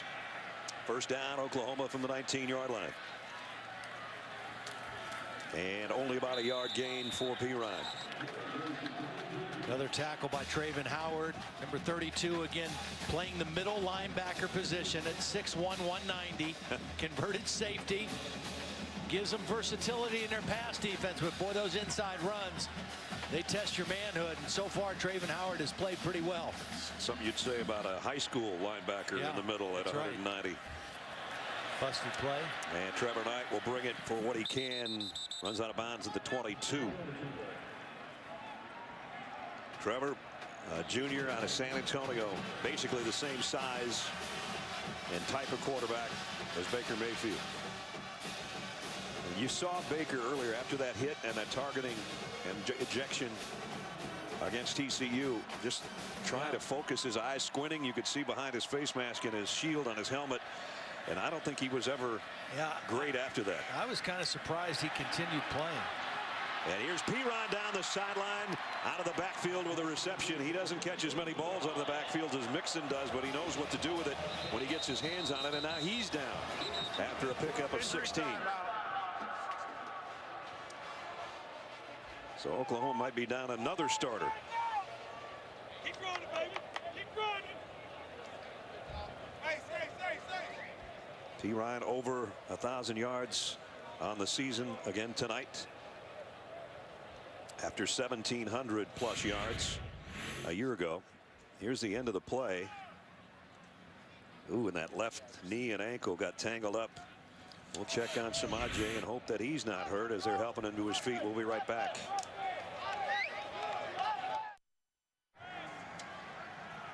Samaje Perine on the sideline, left leg, whether it be his knee or his ankle, we're not quite sure. They're working on him over there, and it takes away that versatility we were talking about, Todd. Now it's all Joe Mixon. They can't have both those guys in the backfield.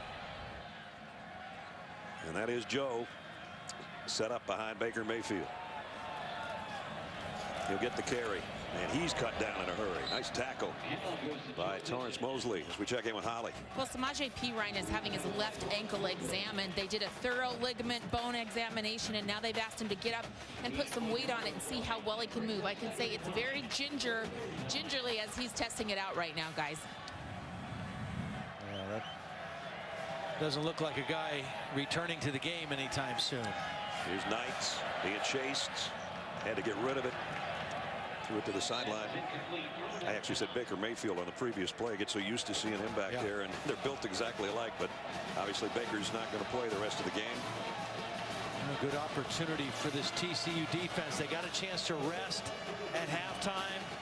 They were kind of getting worn down at the end of the second quarter. They get to come out fresh here. They get a stop and see if their offense can put something together. This might be the first time where Trevor has to make a throw to try to move the sticks. 3rd down and 9.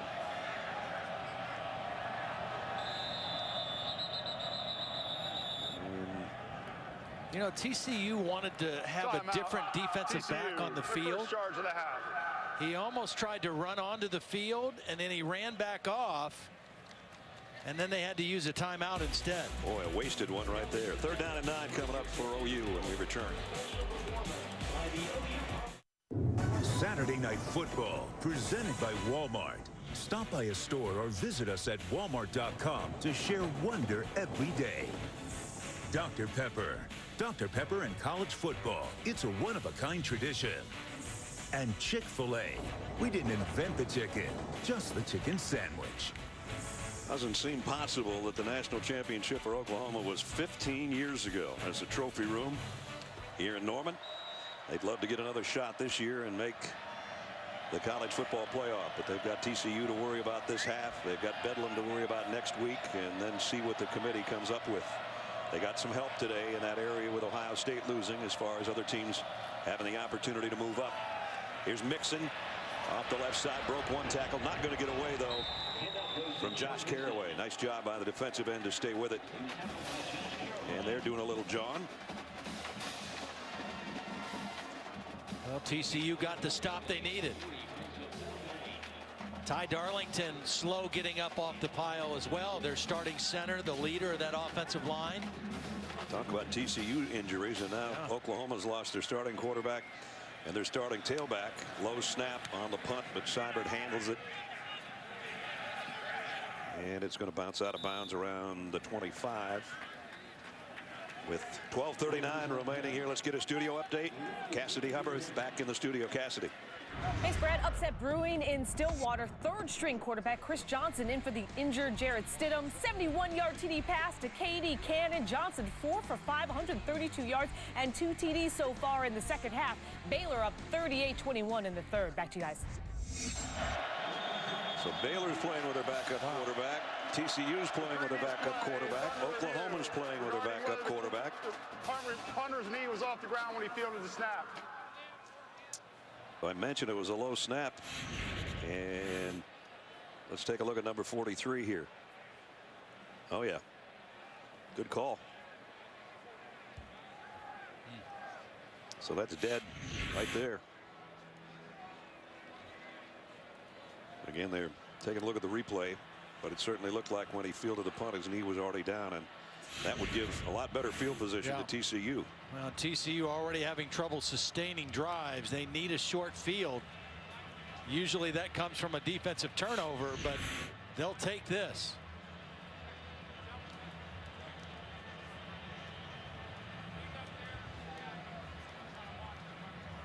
Those kind of plays make a coach go crazy.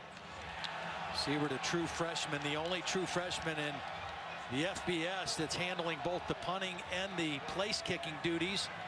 They're actually number 1 in net punting in the country, or in the Big 12, I should say. And he's done a good job tonight as both the place kicker and the punter. And the snap was more of the problem in that case. And this one's taking an awful long time for what looked like. Well, it looks like Oklahoma's already they got realized, the defense out there. Their defense is going back there by their own end zone.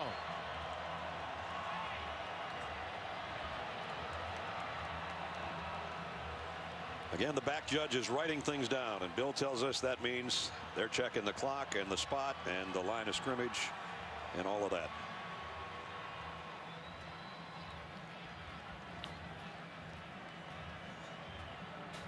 Bob Stoops 3-2 against TCU in his 17 years here in Norman. He's won 8 Big 12 titles. If they win tonight, it would be their 13th season of double-digit wins under that guy. Yeah. That's pretty impressive. They finished 8-5 a year ago. A lot of close ball games that could have gone either way. You mentioned we saw them in the Sugar Bowl with Trevor Knight leading the way against Alabama, and they went into last season, a lot of people high expectations, and then they struggled a little bit. After review, the offensive player's knee was on the ground when he fielded the snap, making the play down by rule, change of possession on down. First down TCU at the 26-yard line. Please set the game clock to 12:49. 12:49. So they're going to put it down at the 21-yard line. It's a differential here. You consider the punt and then coming back at 51 yards. So you talk about flipping the field in one play. Well, TCU's defense has not been able to force a turnover, but this is the exact same thing. You get a short field for your offense. You put Oklahoma's defense in a sudden change type situation. And now the question is, can the Horned Frogs capitalize? Green on the carry. Cuts back. Wow, nifty move. Aaron Green, and he's gone. Touchdown. Just like that, they turn things around in one play. And that was some quick feet now by Aaron Green. There were some guys in the area to make a tackle, but watch the quick cuts by Green. There's 1, there's 2, there's 3, there's 4. Like making people miss in a phone booth. Aaron Green gets it done for the touchdown. Green's 10th rushing touchdown of the year. And it comes one play after the misfire on the low snap, and the punter having to go to his knee. And boy, did TCU make that one pay off. And they're going to go for 2 here. Fade to the corner. Jump ball knocked out of Listenby's hands. Trying to make it a one-possession game with that. Listenby is a fast receiver. We've seen him catch the 2 deep balls. He's not a particularly big physical guy at 6'1", 183. Jordan Thomas, the guy he was working on, a very physical corner. So TCU capitalizes after this play.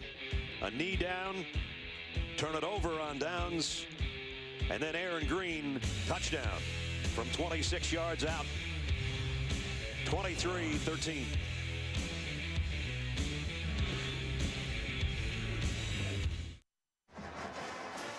Back in Norman, 23-13 now after a 1-play 26-yard drive. Aaron Green for the touchdown, closing the gap to 10. During that last timeout, this young man on the Sooner Schooner asked this young lady for her hand in marriage, and I think she's going to say yes. They can tell their kids someday, yep, kids, we met in a covered wagon. She doesn't look surprised either. She looks like she knew this was coming. Yeah. She probably picked out the ring. Yeah, I think you're right. Well, congratulations to those two. Absolutely.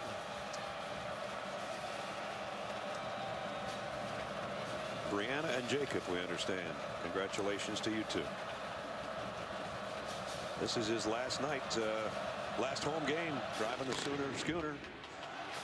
Big night for him. He's going to regret it the rest of his life. I'm only kidding.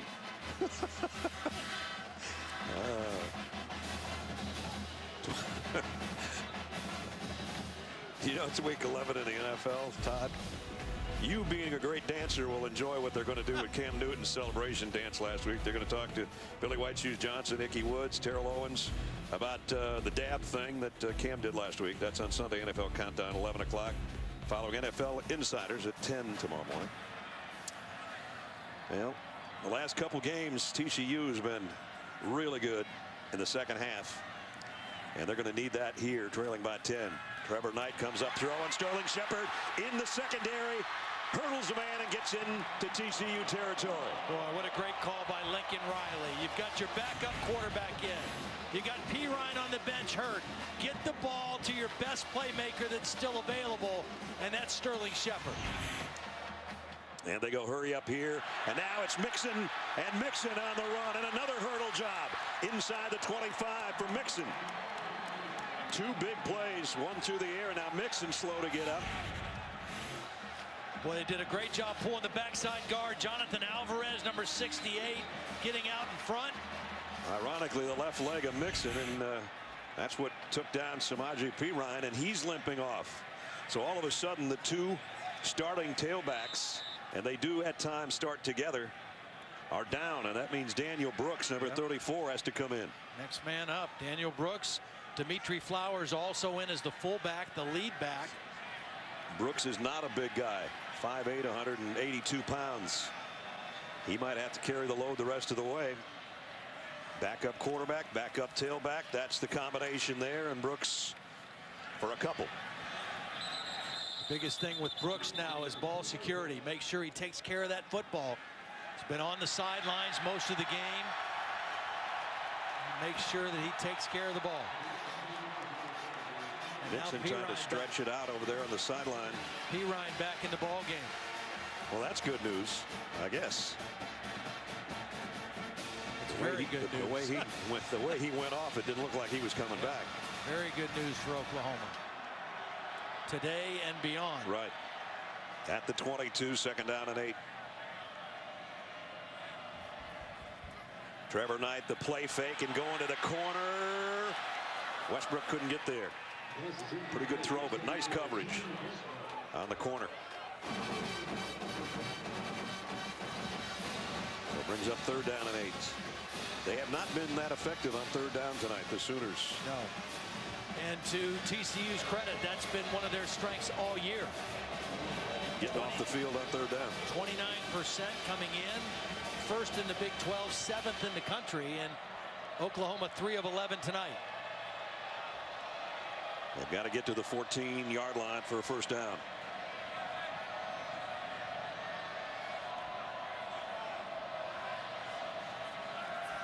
Knight zips it down the middle. It's too far in front of Shepard. He might have had a half step, but that was too far in front of number 3, and it's 4th down. There's a linebacker dropping right in the window there that made it difficult for Trevor Knight to see, to make that throw to Shepard. Shepard was open. He got separation from his corner, but there was a linebacker that dropped kind of right into the sight of the quarterback. This guy's hit 35, 32, 39. Can he hit 37? Can he hit 39? We'll see here. Ooh. No, he can't. Just to the left. Missed opportunity there for Oklahoma. So that's a nice stop for TCU.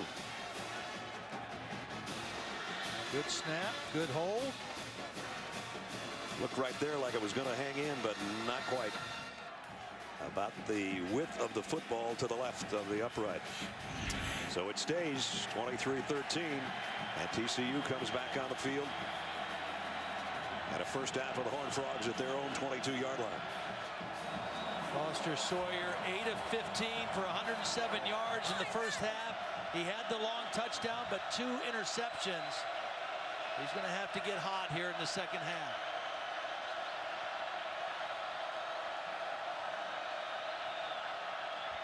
It'll be Green on the carry, trying to take it wide. Ran into his own blocker, did get to the 25. Pickup of a couple.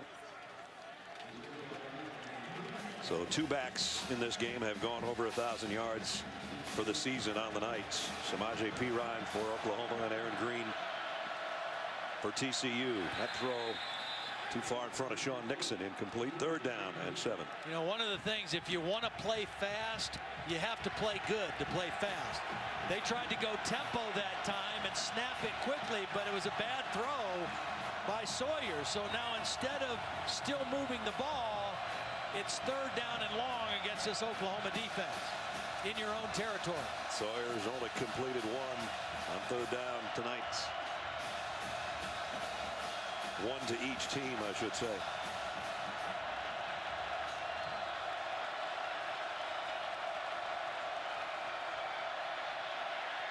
Gonna go deep. That's been his best spot tonight. This time intended for Listenby again. Basically the same pattern. Incomplete. Jordan Thomas had good coverage that time. Yeah, I mean, that's just not a very high percentage throw. I know they hit it early, but it's zone coverage. So Jordan Thomas is playing deep 3rd, and he's got his eyes on the quarterback. He's in position to play the ball. I mean, that's a low percentage throw for any quarterback, whether it's Foster Sawyer or Trevon Boykin. Sterling Shepard calls for a fair catch and takes it inside the 30-yard line. Cassidy's got a studio update for us. Let's head to Fenway Park, where Boston College and Notre Dame are facing off. Backup QB Jeff Smith with an 80-yard touchdown run, but Notre Dame still with the lead despite 5 turnovers, 3 in the red zone. 19-9 with about 8 to play in the 4th. Back to you. Notre Dame looks like they're playing on Thursday Night Football in the NFL with those unis. Yeah, we've seen some good ones, huh? Yeah, some strange ones. Oklahoma in their regular crimson and cream here with a 10-point lead.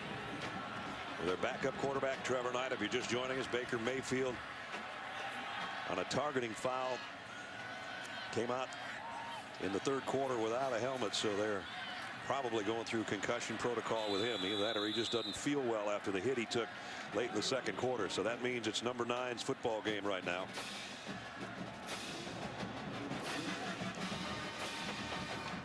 And so far he's 2 of 5 throwing ball. And Baker Mayfield didn't have a banner night throwing it either. This TCU defense giving some confusing looks, putting pressure on the quarterback, playing well on 3rd down. So it won't be easy for Trevor Knight. On 2nd and 9, play fake, and he tripped himself up. Turf monster got him as he was trying to backpedal. And it's 3rd down and longer. Josh Caraway is the guy that's down.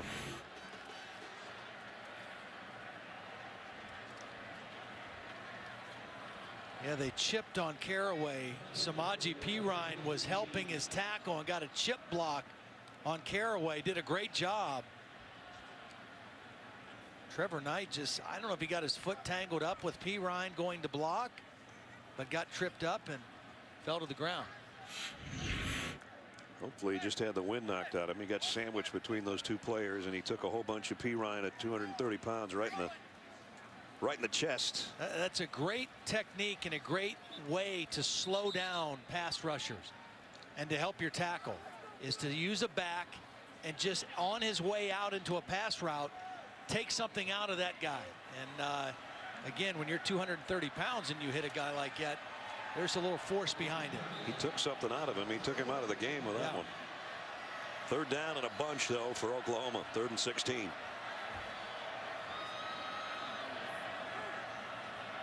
Shepard is the slot man on the right side. It's Trevor Knight. Fires incomplete. Looking for a flag is Jarvis Baxter, and he's not going to get one. Well, I don't think there's going to be a flag because he was making a play on the football. I mean, there was contact, but he was going to make a play on the football. He got the right hand around there. I don't know if the left hand was on his back or not, but Isahaku makes the play defensively, and it forces an Oklahoma punt. It should be good field position again for TCU. This snap was not low, so Seibert gets the kick away, and it'll be a fair catch around the 39 by Turpin. 38-yard punt, no return. Let's check in with Holly. Well, guys, Bob Stoops' policy is not to give out injury information, so I'm doing the best I can over here. But Joe Mixon came out of the game. There was a very unusual evaluation. They asked him to stand up on the bench and stretch out the back of his left leg. Then he got off the bench. He didn't really want to keep talking to the trainers, and he's trying to walk it off.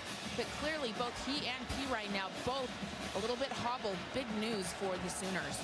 It looks like they're not letting him have his helmet either, and he looks like he wants to come back in by the looks on the sideline. I think TCU needs to make some throws, crossing routes, something in the middle of the field. The fade routes are not there. Green flags down. Going to have a holding call. Nice nifty run again by Green, but I think it's going to be negated here. Holding, number 93, defense. Oh, it's on the defense. Force again in the run. First out. So that goes in TCU's favor. And in our favor tonight, our aerial coverage is provided by Goodyear. Everything Goodyear has learned making tires that go the distance inspires what they roll into yours. Goodyear, more driven. Well, that's a really rare call to see defensive holding on a run play. Yeah. You know, you see it sometimes if they're running a stunt or a blitz and he tries to hold up an offensive lineman in pass protection. Pretty rare. Again, they're going to go with the long ball in the same spot for the same guy, and the same result, intercepted. You got to stop making that throw. I mean, there's other throws to be made rather than continuing to try to throw that down the sideline. And again, if the ball drifts back to the inside too much, the safety has a chance to make a play. This has to be thrown out over the outside shoulder of Listenby. He beats the corner, but if the ball's in the inside, the safety's there to make a play. And in this case, Ahmad Thomas was his 3rd interception of the year, the 3rd of the night by the Oklahoma defense. The only good out of that is it's like a punt that downs Oklahoma inside the 10-yard line, but they can't afford to have turnovers like that, and I think they need to look to throw the ball more into the middle of the field. He only missed once early. He's only hit one since. I mean, they're still in this ball game. Their defense is strong. Their defense has played great in the second half the last few weeks, but you can't just keep giving the ball up.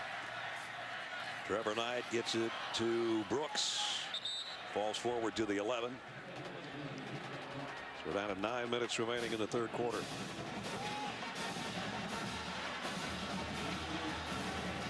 One of the things with Brooks, he's out of the game now, and P. Ryan back in the game. Your pass protection. P. Ryan the best, Mixon the second best. Brooks not as many reps in the pass pro part. 2nd down and 7. And now it's Trevor Knight keeping it. He got to the corner. He got a block out there by one of his receivers, and a nice gain for Trevor Knight. 1st down as he picks up 17. Deron Neal was the wide receiver out there giving him a little help. If you want to get big runs on the perimeter, you have to block with your wide receivers. Neal got the first block, and there's another block. I think it's Westbrook that got a block out on the edge as well. So that moves it from inside their own 10 out to the 28-yard line.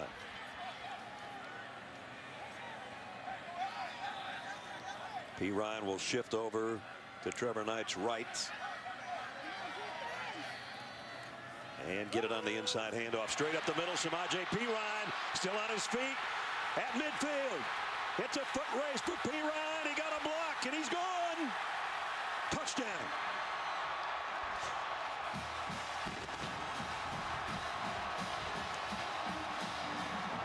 "72 yards on the run. Limping into the end zone.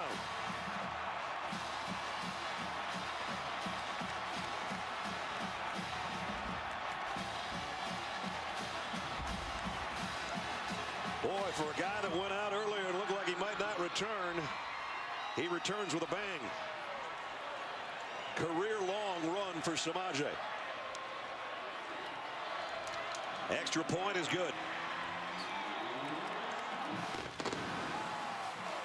Well, some really good blocking at the point of attack. Watch the right guard and the right tackle. And then you're going to see a missed tackle by the most experienced defender. Guard and tackle, trade off, and then watch Derek Kindred misses the tackle, just doesn't wrap up. Perine at 230 pounds, too hard to bring down with just a shoulder. You got to bring more than that. And we talked about Sterling Shepard all night and his blocking ability. Watch this one right there. That's the last one Samaje needed. Explosive plays on the ground tonight. Last week against Baylor in the first half, he had 10 carries for 47 yards, 18 for 117 in the second half. A big one there in the third quarter of this one. So another interception turns into 7 points. 3-play, 92-yard march, 72 of it on the legs of Samaje Perine, and it's 30-13. Coming into the game, Oklahoma had 14 interceptions, which was 2 more than they had had all of last year with more games. 3 more added to that total tonight. So Oklahoma's got 24 points off the 4 TCU turnovers. And now they lead by 17.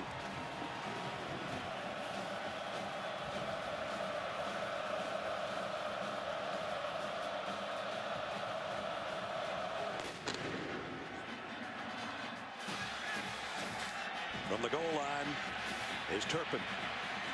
Turpin, nice move on the inside. And the best return he's had of the night as he brought it back 29 yards. And we check in with Cassidy Hubbard again in the studio. All right, Brad Todd, it appears a Big 12 game is broken out in the SEC. Dak Prescott with his 5th touchdown pass to give Mississippi State the lead despite 7 touchdown passes by Brandon Allen. Arkansas driving, though, with about 58 seconds to go over on ESPN. Oh, man. Wow. 7 touchdown passes. That's a whole season for some guys. You're not kidding. At the 29, TCU first down. Foster Sawyer gives it off. Aaron Green cuts back, looking for a block from his quarterback. He got a piece of one. And he picks up about 8 yards. Boy, he's got some quick feet in the hole. Does. Yeah, he can put that foot in the ground and change directions without losing speed very well. Had 922 yards a year ago, went over the 1,000-yard mark here tonight. Gets another carry and is close to a first down. Eric Stryker in on another tackle.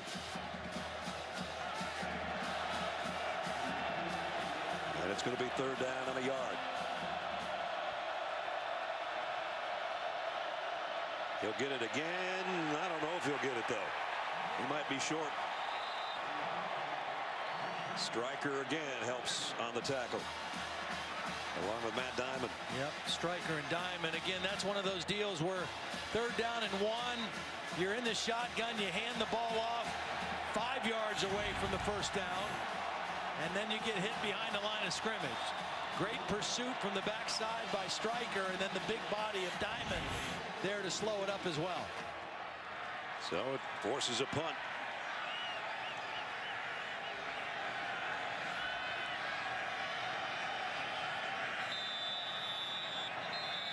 And we've got a whistle before the snap.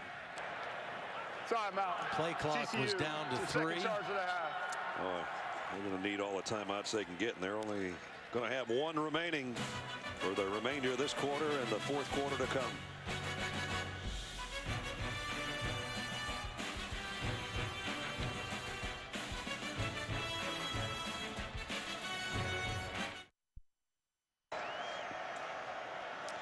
(30-13) with TCU about to punt.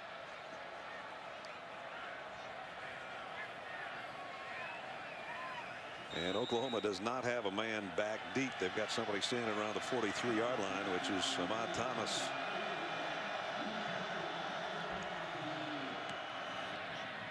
So this one's going back to nobody. And nicely downed by TCU around the 6-yard line. Time for tonight's Aflac trivia question. Oklahoma's 95-1 when scoring 40 or more points in a game under Bob Stoops. When was their only loss when they had 40 plus? Right now they're not there yet, but they're within 10.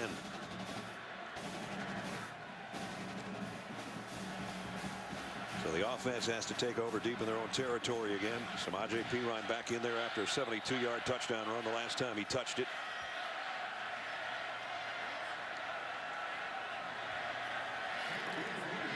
.109 after contact. He has really bounced around back there and had great balance, putting his hand on the turf and keeping some of those runs moving forward. He's right near his own goal line here. Yes, he'll get the carry off the left side. There he goes again. Samaje Perine, another first down run. Give him 12 or 13. Nice block by Carson Meyer, a backup tight end, redshirt freshman out of Tulsa, leading the way there. We mentioned, and Todd said last week, 28 carries for 166 yards and a couple touchdowns. That's the most carries he had since the career high 34 in his record-breaking performance against Kansas last year when he went for a ridiculous 427. Oklahoma's had 13 runs tonight, Ledge, of 10 yards or more. That's banging it in there. Yeah. And again, the last 5 weeks, this offense has just looked different, and it's been primarily the change in their running game. More productive, more consistency with their offensive line. Trevor Knight streaks down the sideline. Did he tuck it in there? No, incomplete, broken up. Intended for nice work by O'Mealy. O'Mealy in there fighting, knocks the ball out. Man-to-man coverage. Able to just kind of rip it out of there. Ball was pretty well thrown. Needs the tallest wide receiver they have at 6'5". And now they find themselves in that 3rd down and long situation again. And only 3 of 13. That has not been their strong suit tonight. Turnovers and turning turnovers into points has been their strong suit tonight. Knight. That one's batted down somewhere around the line of scrimmage, and it'll bring out the punting unit.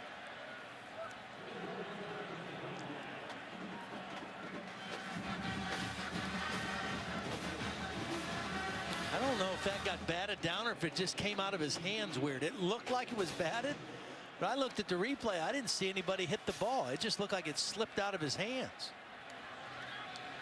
Either way, they have to punt it away. And Turpin will take it. Good field position around the 45-yard line. Now, we gave you only a couple of minutes to think this one over, but our Aflac trivia question, 95-1 under Bob Stoops when they score 40 or more. When was the time that they didn't do it? Remember it well. It was quite a play in the bowl game at Fiesta Bowl. 2007. Boise State is the team that beat them 43-42 on that infamous Statue of Liberty looking play. Yeah. Kind of put Boise State on the map, that win over Oklahoma. If I recall, I think there was a proposal. Yes, there was. That game as well, right? The tailback and the cheerleader. First down. Green in the middle of the pile, only a yard or 2. We're down to 5 minutes in the 3rd. TCU's just, they're still there. That's a good sign.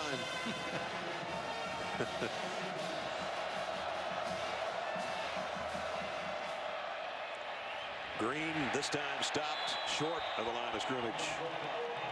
Nice play by Charles Walker, was the first guy out there. This defensive front for Oklahoma. Bob Stoops said they call them Team 1 and 1A. They can rotate. It doesn't matter which group's in there. They feel that confident in their depth of their front three. They have just controlled the line of scrimmage the last few weeks. Empty backfield again for Foster Sawyer. 3rd down and 9. Oklahoma showed blitz off the corner. They back out of that. Sawyer's going to run, try to get the first down. Won't get there, but he did get about 6. Dominique Alexander knocked him out.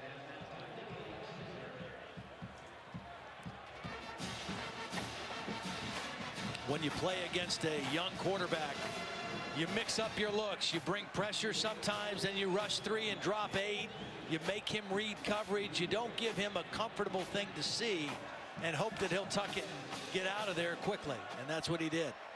Shepard waits back at the 10-yard line on the punt. And that's about where he's going to take the catch.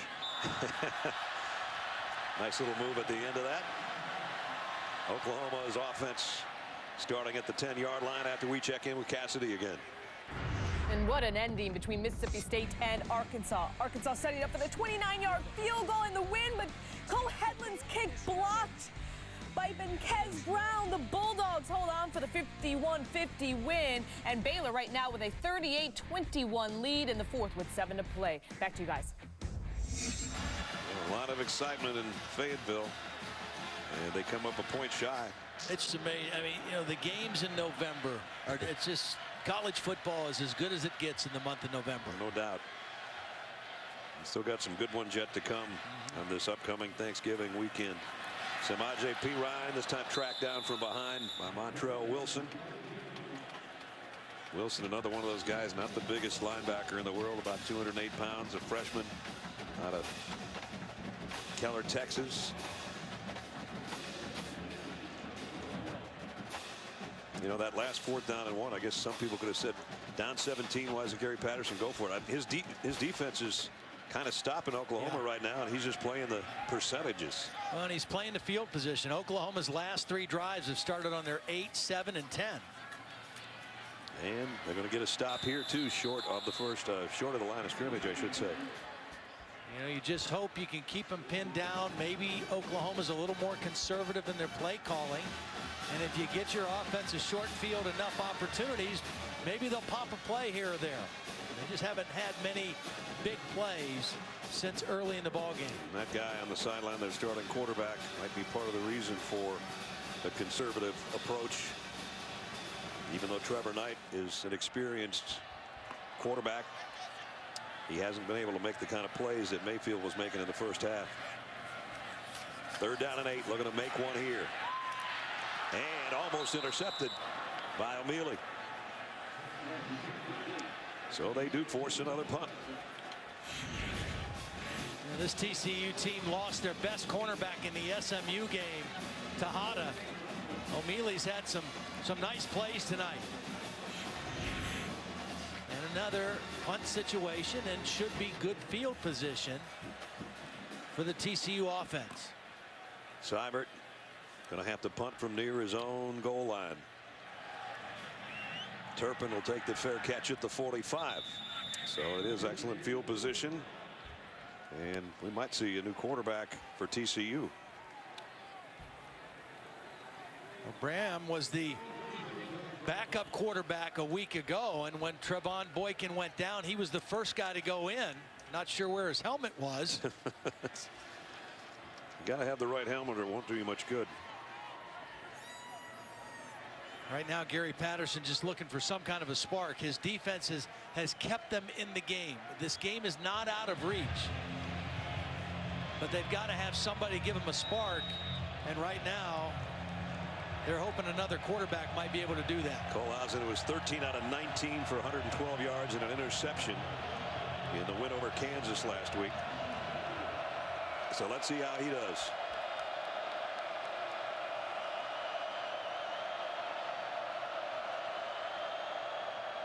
First throw is on the mark, but it's going to be a loss. Green knocked down over there by Zach Sanchez, who's had a big game with a couple interceptions. A nice open field tackle there.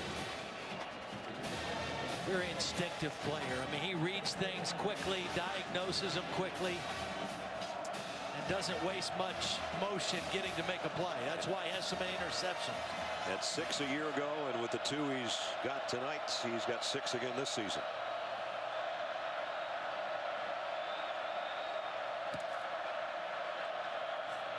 Green on the handoff, only a couple as he backpedals for 2. It's going to bring up 3rd and long. Well, the field position doesn't do you any good if your offense doesn't move it. No.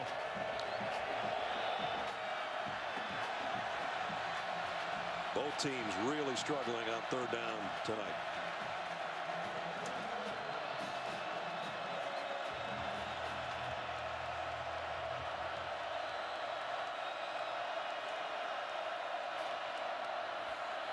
Colhausen has time down the middle and broken up. Dominique Alexander drops into coverage and makes a nice play.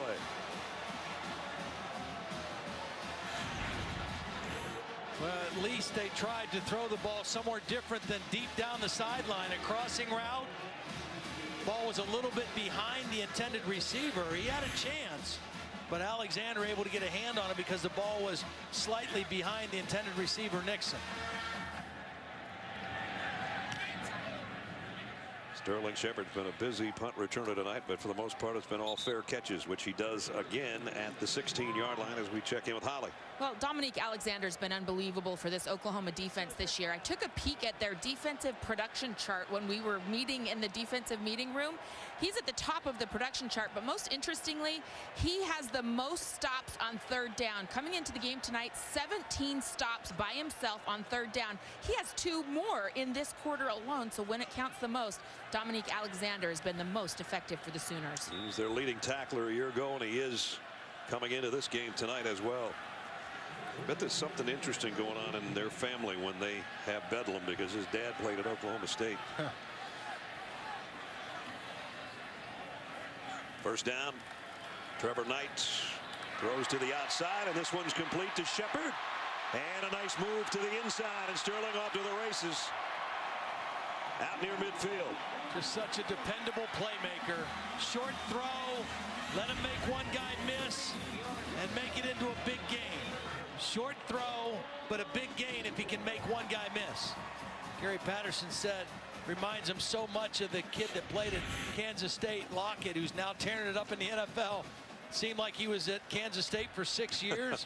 I'm sure that's what it feels like with Shepard, too. Now with the Seahawks, here's Pirine. Puts his head down and blasts his way for what might be the last play of the 3rd quarter. What a night for Samaje, especially with a 72-yard touchdown run after he was cut down on a pass reception on the sideline, and it looked like maybe he wouldn't even come back into the game. He's got 173 yards rushing through 3 quarters. And the 3 quarters have come to a close. 15 to play. ABC's Primetime College Football presented by Walmart will continue after this message and a word from our ABC stations.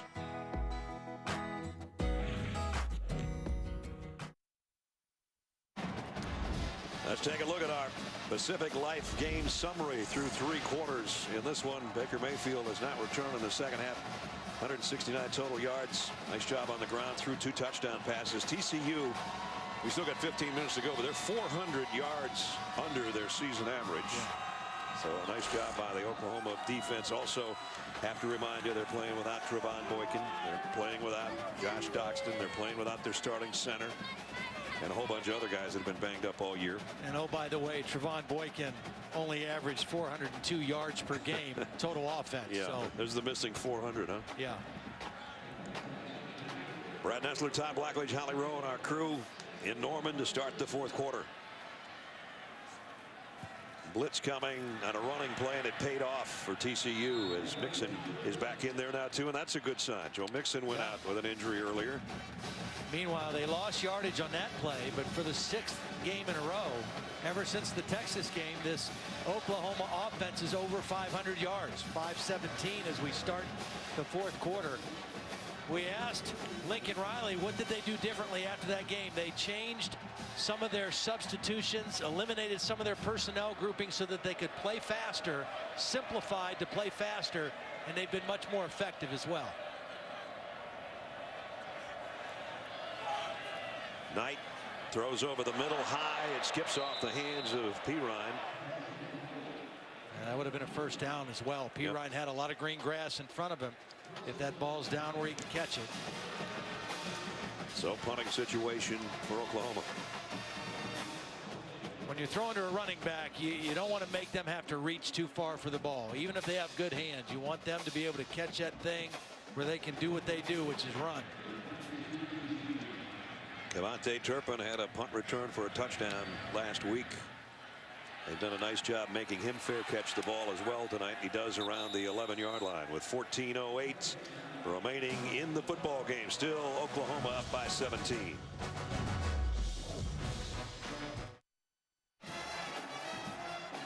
Great shots of Oklahoma Memorial Stadium, courtesy of our aerial coverage by Goodyear. Everything Goodyear has learned making tires that go the distance inspires what they roll into yours. Goodyear, more driven. Well, TCU last 5 drives, 4 3-and-outs and a turnover. Sean Nixon will take the direct snap here again. Anything to get a spark. That's not a spark. Well, that's a nice play by Eric Stryker and Jordan Evans. Part of this is Oklahoma's defense is good. I mean, they are legitimately the best defense in the Big 12.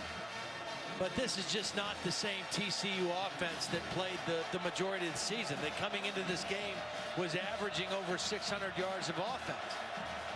You don't have a quarterback that you had. You don't have your top receiver. You're missing a couple linemen. It's not the same. Pistol set here for Kohlhausen. And flag Kyle Hicks this time with a flag down. Still trying to move the pile.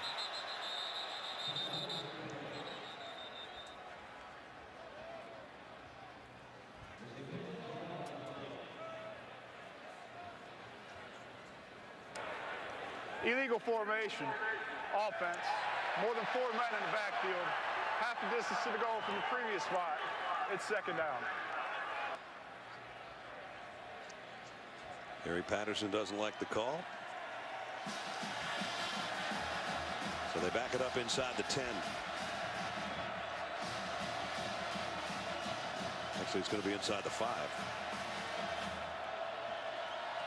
Not the spot you want your second or third string, whichever you want to consider their quarterback.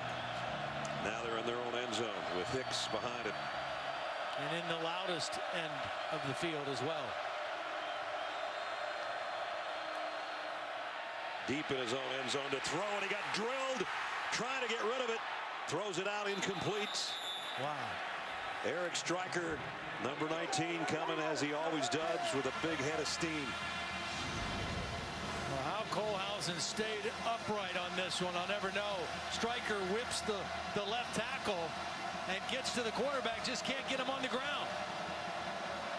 And Kohlhausen knew he had a guy out in that area to throw it away to. Stryker could have got called for a face mask there. And probably should have. That's a lonely feeling right now for Kohlhausen in the end zone.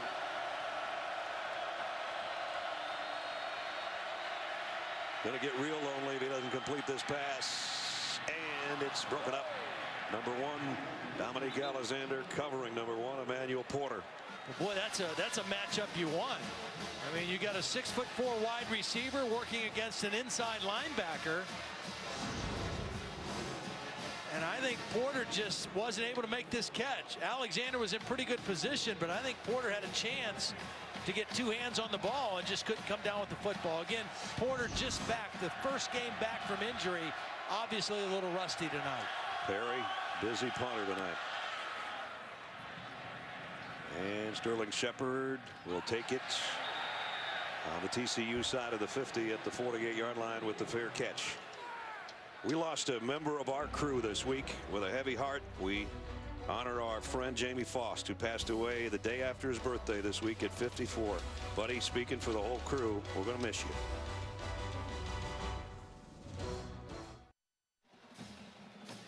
Saturday Night Football, presented by Walmart. Brought to you by Pacific Life. For life insurance, annuities, and investments, choose Pacific Life. The power to help you succeed. The 2015 Ford Edge. Be unstoppable. And AT&T, mobilizing your world. When you get great balance with your ground game and your passing attack, you tend to win games. And when Bob Stoops has had a 100-yard rusher and a 100-yard receiver, as he has tonight, never lost. Yeah. You know, the other lesson there is when your best players, your best playmakers get enough touches, good things happen. Yeah. And smart work by Lincoln Riley, getting the ball in the hands of the guys that can make the plays for him, especially with your starting quarterback on the shelf right now. And that's not good. 9 first downs altogether. Baker Mayfield again did not come out with a helmet in the second half after taking a big shot in the second quarter on a targeting foul by TCU. So here's Trevor Knight. That one came off his hand a little funny too.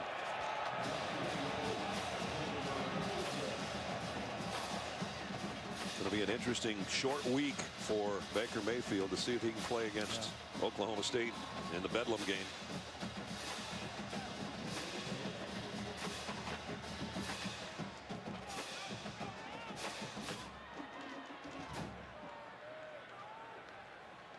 Second down and 10 at the 48.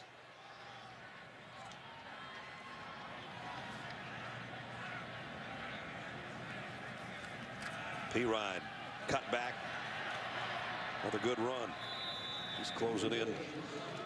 Maybe having a 200-yard game before this is over. Well, that'll be the question for both of these teams. Baker Mayfield, will he be good to go next week against Oklahoma State? On Saturday, will Trevon Boykin be good to go on Friday against Baylor for TCU?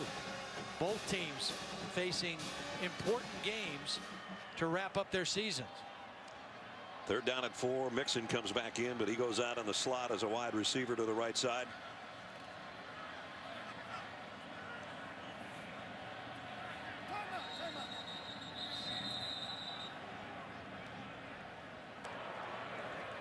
Timeout, Oklahoma. It's their first charge of the second half. So they want to make sure they've got the play called they want with a third down and 4. We'll see how they do when we come back. Cassidy Hubbard with your studio update. Chris Johnson with a 4-yard TD run. The Bears outrushed Oklahoma State 303-8 as they hand the Cowboys their first loss of the year. Back to you guys. Also, since the college football rankings have come out, 9 top 10 teams have lost. That's why we always say let's wait until the smoke clears. Let them play it out. Let them play it out. Here it's number 7 Oklahoma clinging to a 17-point lead. And Shepard, tough reception and run after the catch for a first down.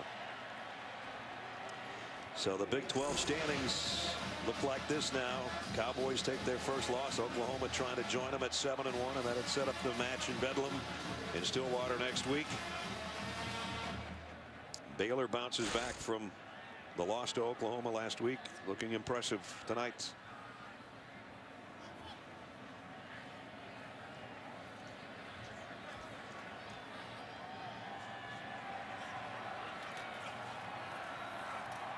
P. Ryan only a yard, maybe 2. As we approach 11 minutes remaining, it is week 11 in the NFL. Monday Night Football. Good one in the AFC East. The Buffalo Bills and the undefeated 9-0 Patriots, led by Tom Brady, 8:15 Eastern. Tyrod Taylor on the other side. Coverage starts with Monday Night Countdown at 6. Patriots just keep rolling along.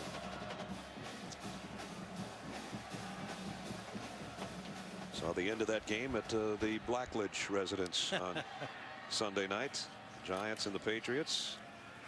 Here's Samaje. No, Trevor Knight's going to keep it. Nice play fake. He gets out of bounds around the 31.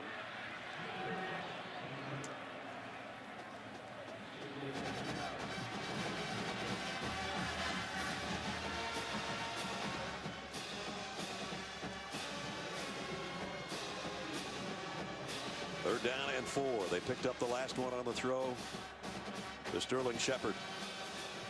And he is the slot man to the right of Trevor Knight right here.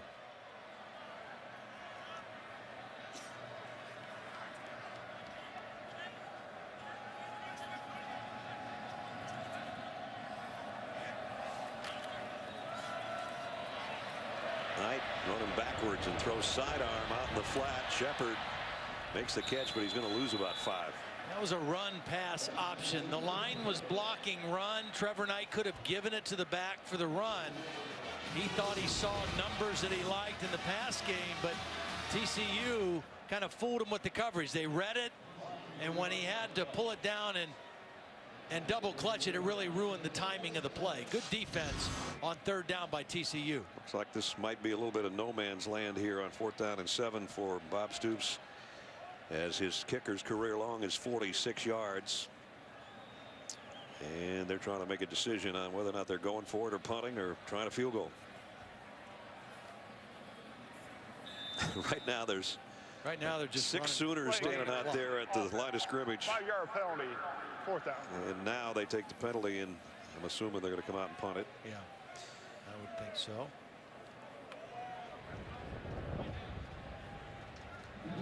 Well, if this one seems like we're stuck in the mud, this is going to be our 17th punt of the night between the two teams.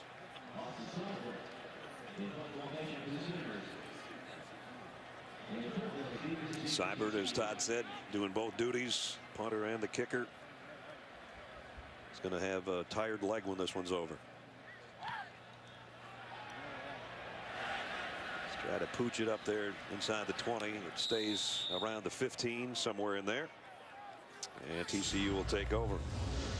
Now it's time for the LG moments of the week. If you missed it earlier today, number 9 Michigan State beat number 3 Ohio State by 3, snapping the Buckeyes' 23-game winning streak. Number 17 North Carolina beat Virginia Tech in overtime. Frank Beamer's final home game, they carried him off anyway. We're going to miss him in college football.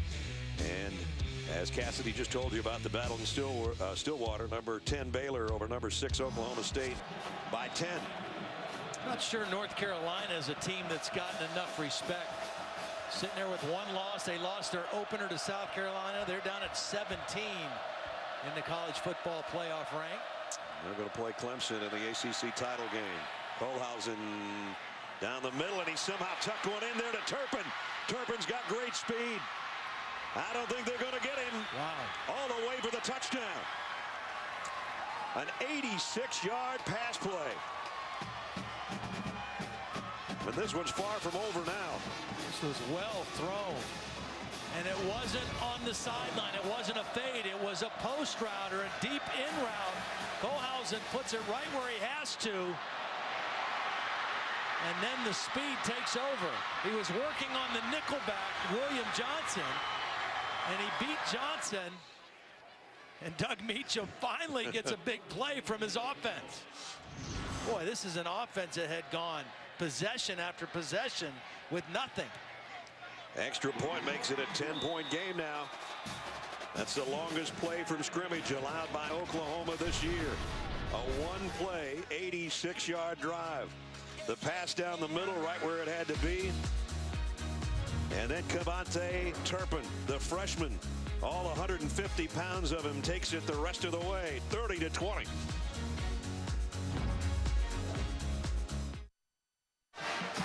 You're watching Saturday Night Football on ABC, presented by Walmart. A game that was stuck in neutral, maybe even park, has just changed in a hurry. An 86-yard pass and run has made it 30-20 now. And a lot of time left, and your defense is still hanging in there with a little more renewed energy. No need to do anything, so kick it deep and play defense. One play, they almost equaled their second and third quarters put together. And Oklahoma will bring it out to the 25 as we take it to Todd to show you that last play. Well, beautiful throw by Kohlhausen. Here's what you don't want to do. You don't want to throw it at Sanchez because he's been hurting you all night. So the matchup is right in here. Burton going against the nickelback, and watch William Johnson, number 12, get turned around on the route. As soon as he turned around there, he was beaten. Beautiful throw, a missed tackle, and then the speed of Cavante Burton. Coming into the game, Burton was averaging 15.4 yards per touch. He hadn't done much as a return man tonight, but that 86-yard reception gave this team a spark that they needed. It was his 7th touchdown catch of the year. And now Oklahoma from the 25. They just like to chew clock up, but Samaje got a couple. We're down under 9 minutes.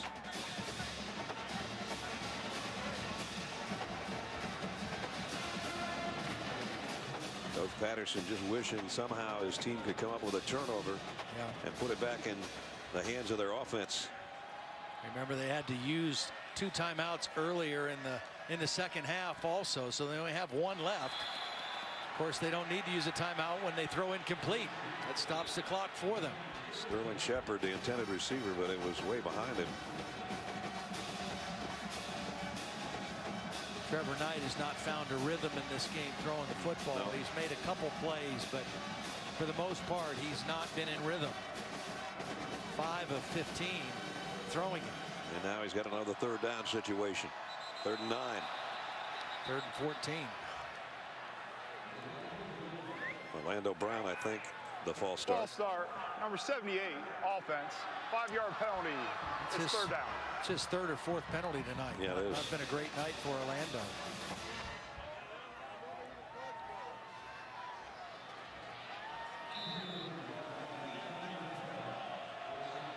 So a game that was just all Oklahoma. Yeah. They don't get this 3rd down. TCU's getting it back. Well, TCU's defense has just hung in there enough to keep them within reach. They got the big play, and now Trevor Knight's got to be very careful with the football here on 3rd and 14. Rolls to his right to throw down the middle, and that's a dangerous pass, and it's intercepted. Kindred with a flag down, and they get the turnover they were looking for, unless this flag's against the Horned Frogs. The flag's thrown in an area where you would expect holding on Oklahoma. Holding, number 56, offense. The penalty is declined. The play resulted in an interception. 1st down, TCU. Wow. This is just not a good decision by Trevor Knight at all. He's flushed out of the pocket. He's rolling to his right, and he tries to force one back across his body to the middle. That's a recipe for disaster every time you put one of those up. And Kindred's got his 2nd interception of the year. More importantly, life back in the TCU momentum. And great field position. Yeah, this game is far, far from over.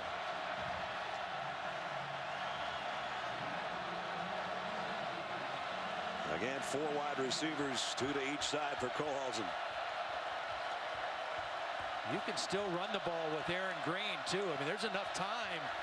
You're not in a 2-minute offense set yet. You're only 10 points behind.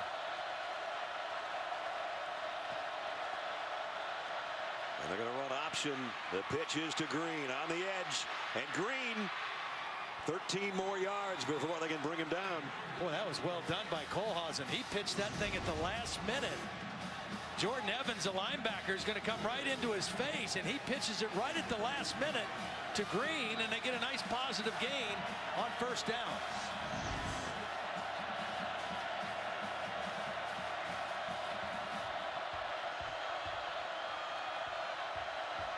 First down at the 33. Kohlhausen, plenty of time. And now throws at the last moment.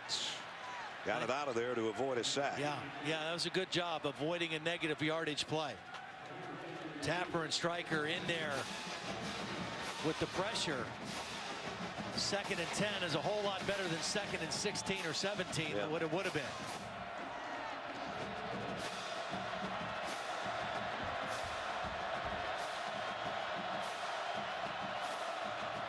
Crowd get back into it for the Oklahoma defense. They were sitting on their hands for a quarter or so.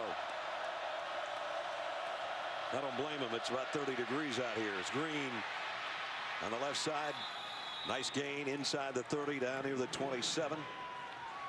Well, I thought Oklahoma was going to blow this play up in the backfield. They brought a blitz from the field right at the play, and he just overran it. Huge third down, but it's maybe 2 down territory for the Horned Frogs. Remember, this formation created some problems early in the game with the big touchdown throw. And Oklahoma's going to call timeout. Timeout. Oklahoma, their second charge. So they're down to 1. TCU's down to 1. And just over 7 minutes remaining in the game with a big third down coming up for TCU. And don't forget the next college football playoff top 25 rankings show presented by Chick-fil-A. Tuesday nights, your chance to see the top 4. There's going to be some movement. The first 2 out and the rest of the rankings all revealed live. Join Reese and the guys Tuesday night at 7 Eastern on ESPN. We know one thing, Ohio State lost to Michigan State today. Oklahoma State suffers their first setback. Ohio State has gone all those games without losing in the regular season, and now they don't have much time to worry about this one. They've got to get ready to play Michigan next week in Ann Arbor.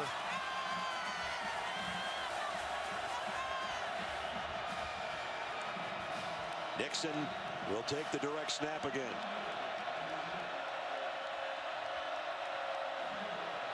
Follows his blockers and gets leveled by Jordan Evans. Big play by the inside linebacker. Yeah, Nixon only listed at 196 pounds. Evans as the linebacker got there at 240 and 241. Here's another look. They stretch it out and then boom. Yeah, number really 26 there. Really the play was made by Charles Tapper, number 91. He was the one that kind of strung the play out and forced the ball carrier back inside. Oberchrome has plenty of leg for this kick, and it's up and good from 43 yards, and all of a sudden the gap closes to a touchdown. Well, you got to give Gary Patterson and his staff and this team credit. They come in here undermanned. They've made a quarterback switch between their backups in the second half, and they find themselves 1 score away. Bobby Thompson is the injured player for TCU.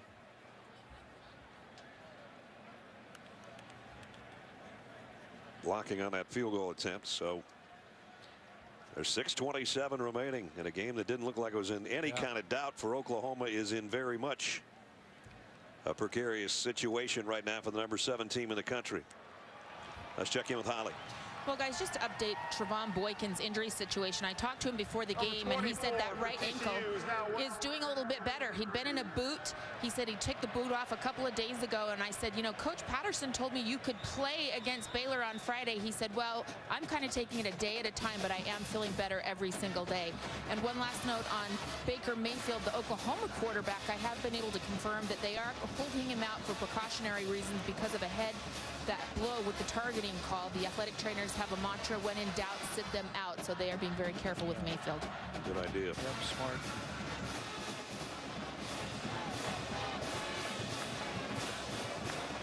Yeah, hold out of your seats here. It's just crazy. I mean, offensively, they just have nothing going on.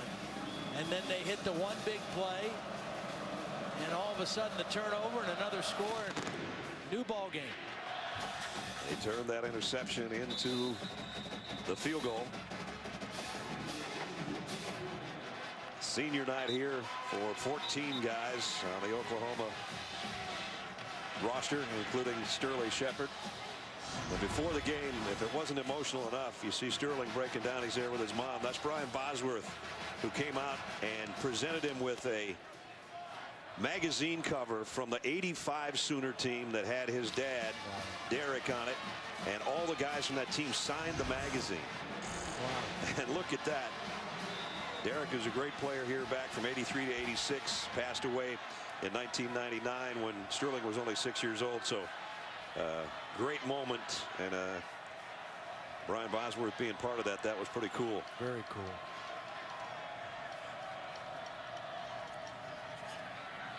Here's Trevor Knight keeping. Got about 3 as we check in with Holly. Brian Bosworth's dad had been saving that Sports Illustrated cover all these years, and he got everybody to sign it early October and presented it, as you saw. But the really cool part, Sterling Shepard told me his dad, Derek, never saw him play football. He died when he was 6, as you said, Brad, but he did watch him play basketball, but never football. He had a special piece of his dad with him tonight for the first time playing football. That is awesome. There's his numbers tonight, again over the 100-yard mark.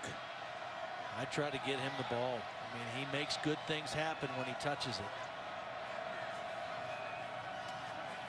This guy does too. P. Ryan about 2 yards shy of the first down. Well, that was a good tough run, because now you have a lot of options there at 3rd down and 2. Your quarterback runs, your running game, period. A lot you can do at 3rd and 2. Samaje Perine's got 187 yards. He's got 3 200-yard games in his career, including that 427 record breaker we talked about against Kansas. They would love him to get about 2 yards and 8 inches right here.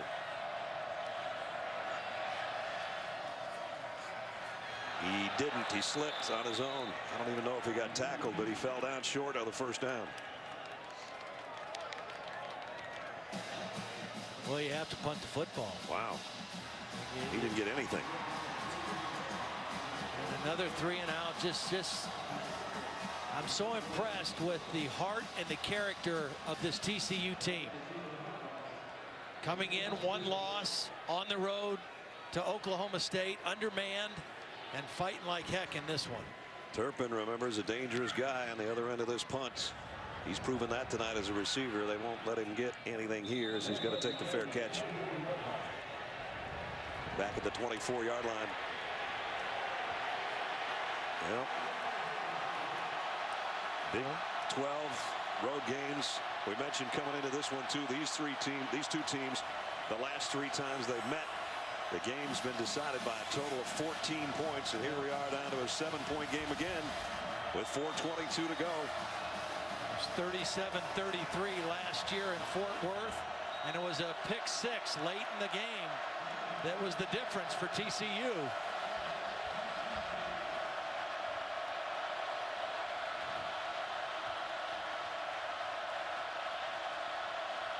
Kohlhausen on the option. This worked going to the right last time. Late pitch, run out of bounds is Green. That one didn't work, and Stryker was giving chase again. Fool me once. Not twice. Got to string this out, string it out. By the time Kohlhausen pitches it, Green has nowhere to go with the football. That's excellent defense by Oklahoma. Boy, half an hour ago, these fans were only worried about whether or not there's any beer left in the cooler outside. They're into it now. Kohlhausen needs to think about getting some of it back here. Down the middle, and he got it. Close to a first down on the throw. Completed it again to everybody's favorite receiver tonight, no matter who's playing quarterback. Listenby. Nice throw. Good timing. Good spot for the football. Again, they've gone away from throwing that fade route against these corners and working a couple inside routes that have paid off for them. Let's see if the give is to Green to try to get the yard. He's going to keep it himself. Wow. So the quarterback picks up the first down. Had to fight through the tackle of Stryker. Stryker read the play, was working on the tackle, and that was very close. But a conversion for the Horned Frogs. Again, just a 7-point difference here. And each team with only 1 timeout remaining. Empty backfield for Kohlhausen.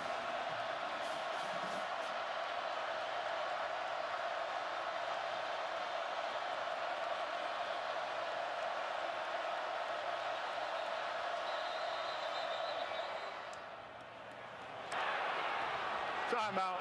Oklahoma. It's their third and final of the game. 30-second timeout. You know, Bob Stoops didn't want to use that one, but did with 3:10 to go. So they don't have any timeouts remaining, and TCU down to 1. Coming up tonight on ESPN after Cal and Stanford. Stick around for Sports Center at night. Catch all the day's college football, college hoops, the NBA, NHL, everything. Plus preview of Week 11 in the NFL. Sports Center at night kicks off after the game on ESPN. Oklahoma calls timeout. Of course, Bob Stoops, the head coach, his brother Mike Stoops, defensive coordinator. There's Mike up in the box. He's normally been on the field. Yeah. It's funny, we were talking to I was talking to one of the sports information guys, and their box is right underneath the coach's box. And they said you can hear him stomping, and when he sees things, Mike told us he sees things unfold before they happen, and he starts stomping. And the SID guys know that something's coming when they hear the ceiling feel like it's crashing in. Very animated guy.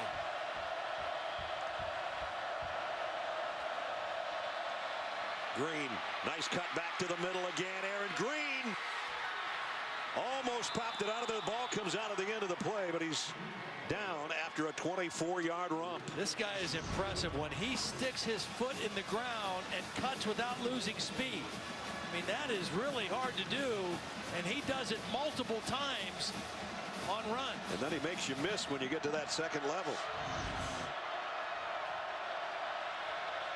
First down at the 41.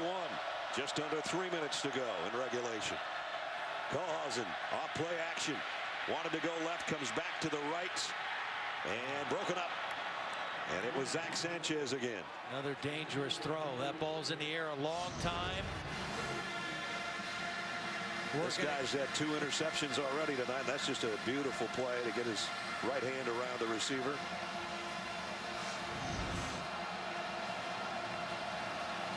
I would throw away from him, I think. He's just, you know, he's having a game where he's just guessing right, and he's making the right breaks, and he's catching it when he gets to it.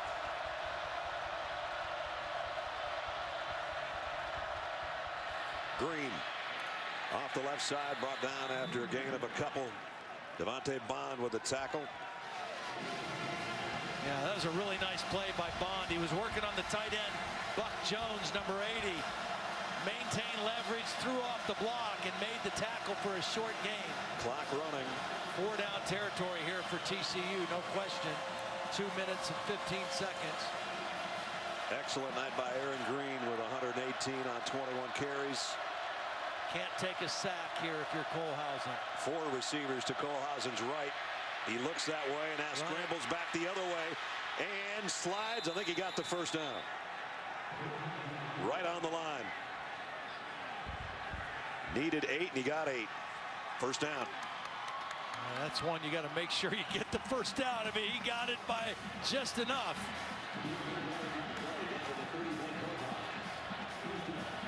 Oklahoma trying to hold on for dear life here. Previous play ruling and the ball carrier advancing the ball for a first down is under review. So we're going to take a look at this again.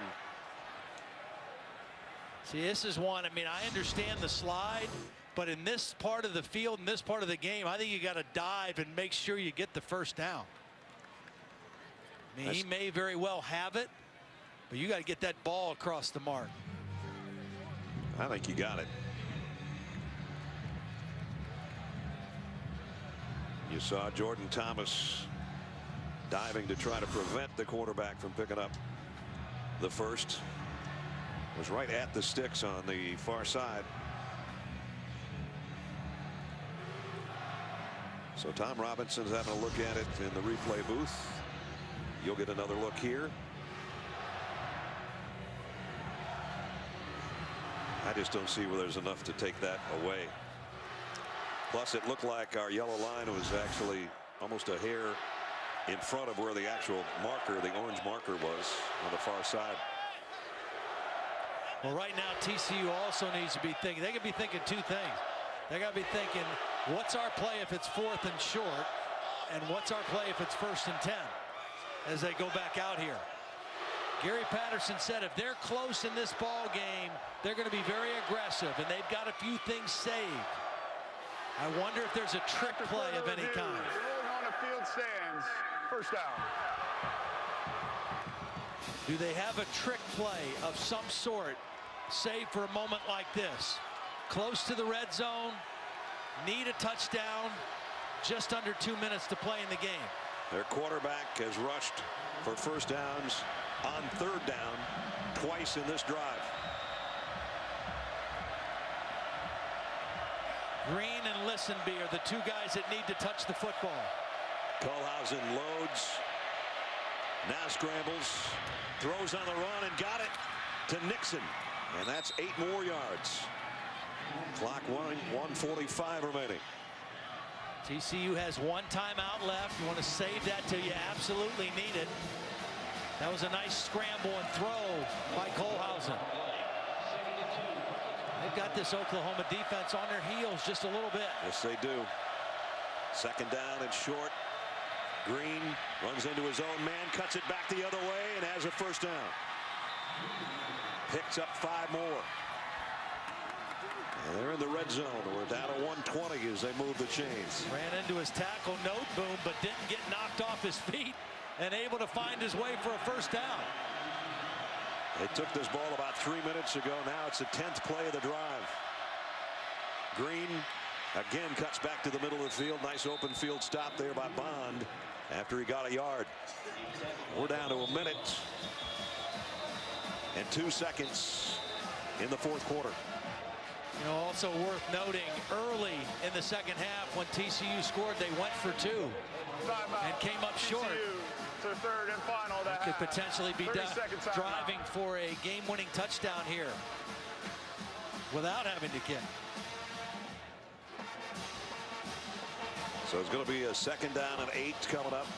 Neither team has a timeout remaining at this point. And Gary Patterson's got his visor off, his glasses off, he's wiping his forehead. I would be too, because they came in here as banged up as any team we've ever seen. Played their backup quarterback. Now they went to their third quarterback, and they're hanging around, and they got an opportunity to tie this thing or maybe win it.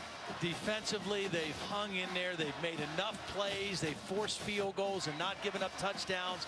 They gave up the long run to P. Ryan, and at that point it looked like maybe they can't get this done. But they just have hung in there, and then they finally got a couple spark plays from their offense. And a real credit to Gary Patterson and his staff for keeping this team together. No doubt about it. Now here we go. Second down and 8. 1:03 remaining in regulation. Kyle Hicks in the backfield with Kohlhausen now.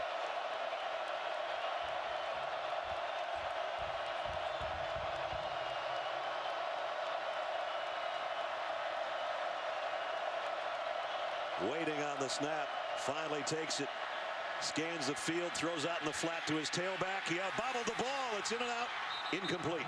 That's actually a good thing for TCU. He would have been tackled in the field of play. They might have had to use their time out there. As it stands, the clock stops on the incomplete pass. Jordan Evans in there on coverage. 57 seconds left and the clock stops, so that's a good thing for TCU. Third down and 8. They've got to get to the 6-yard line for a first down, but obviously it's 2-down territory. Fade to the corner of the end zone. It is caught. Touchdown TCU. Emmanuel Porter. Now do they go for 2 and try to win it in regulation or play for overtime? I think you got to play for overtime here. Porter, his first game back, he's been rusty, but he did the exact right thing. He's got a big body. He timed his jump. He caught the ball at the high point. And TCU going for the win.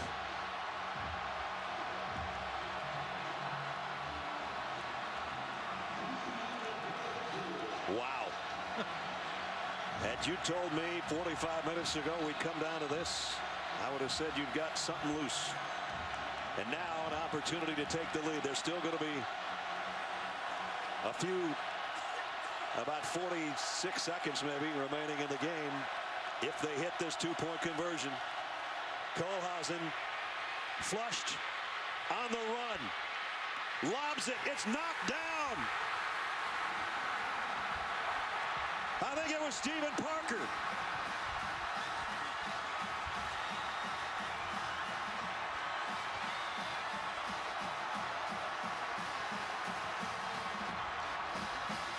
He's getting mobbed, so I think he's the man.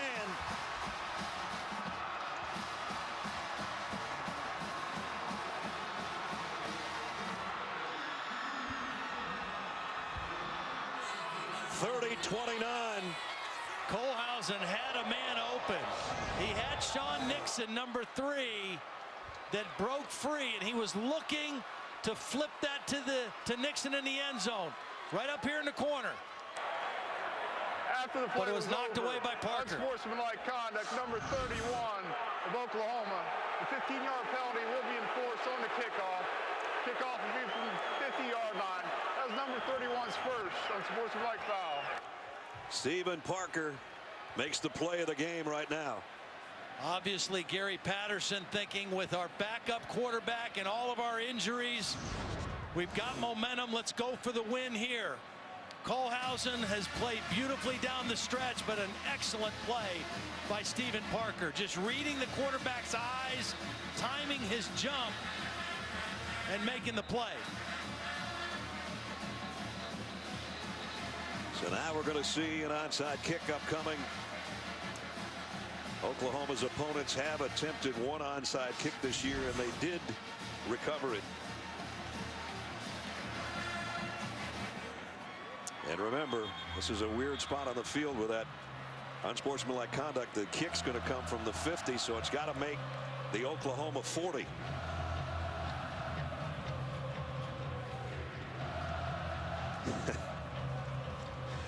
What a wacky game. Wow.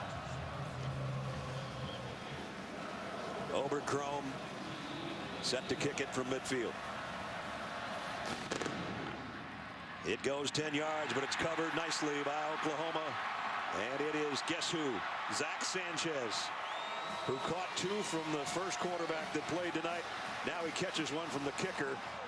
That's probably going to do it for Oklahoma to remain just once beaten. We set the game clock to 50 seconds.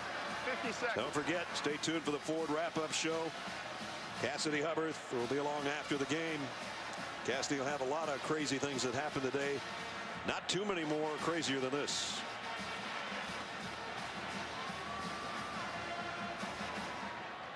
Well, TCU, what a valiant effort. Just a valiant comeback effort. Now Trevor Knight takes a knee. TCU has no way to stop it. And again, now this is in the last 4 meetings. These games decided by a total of 15 points.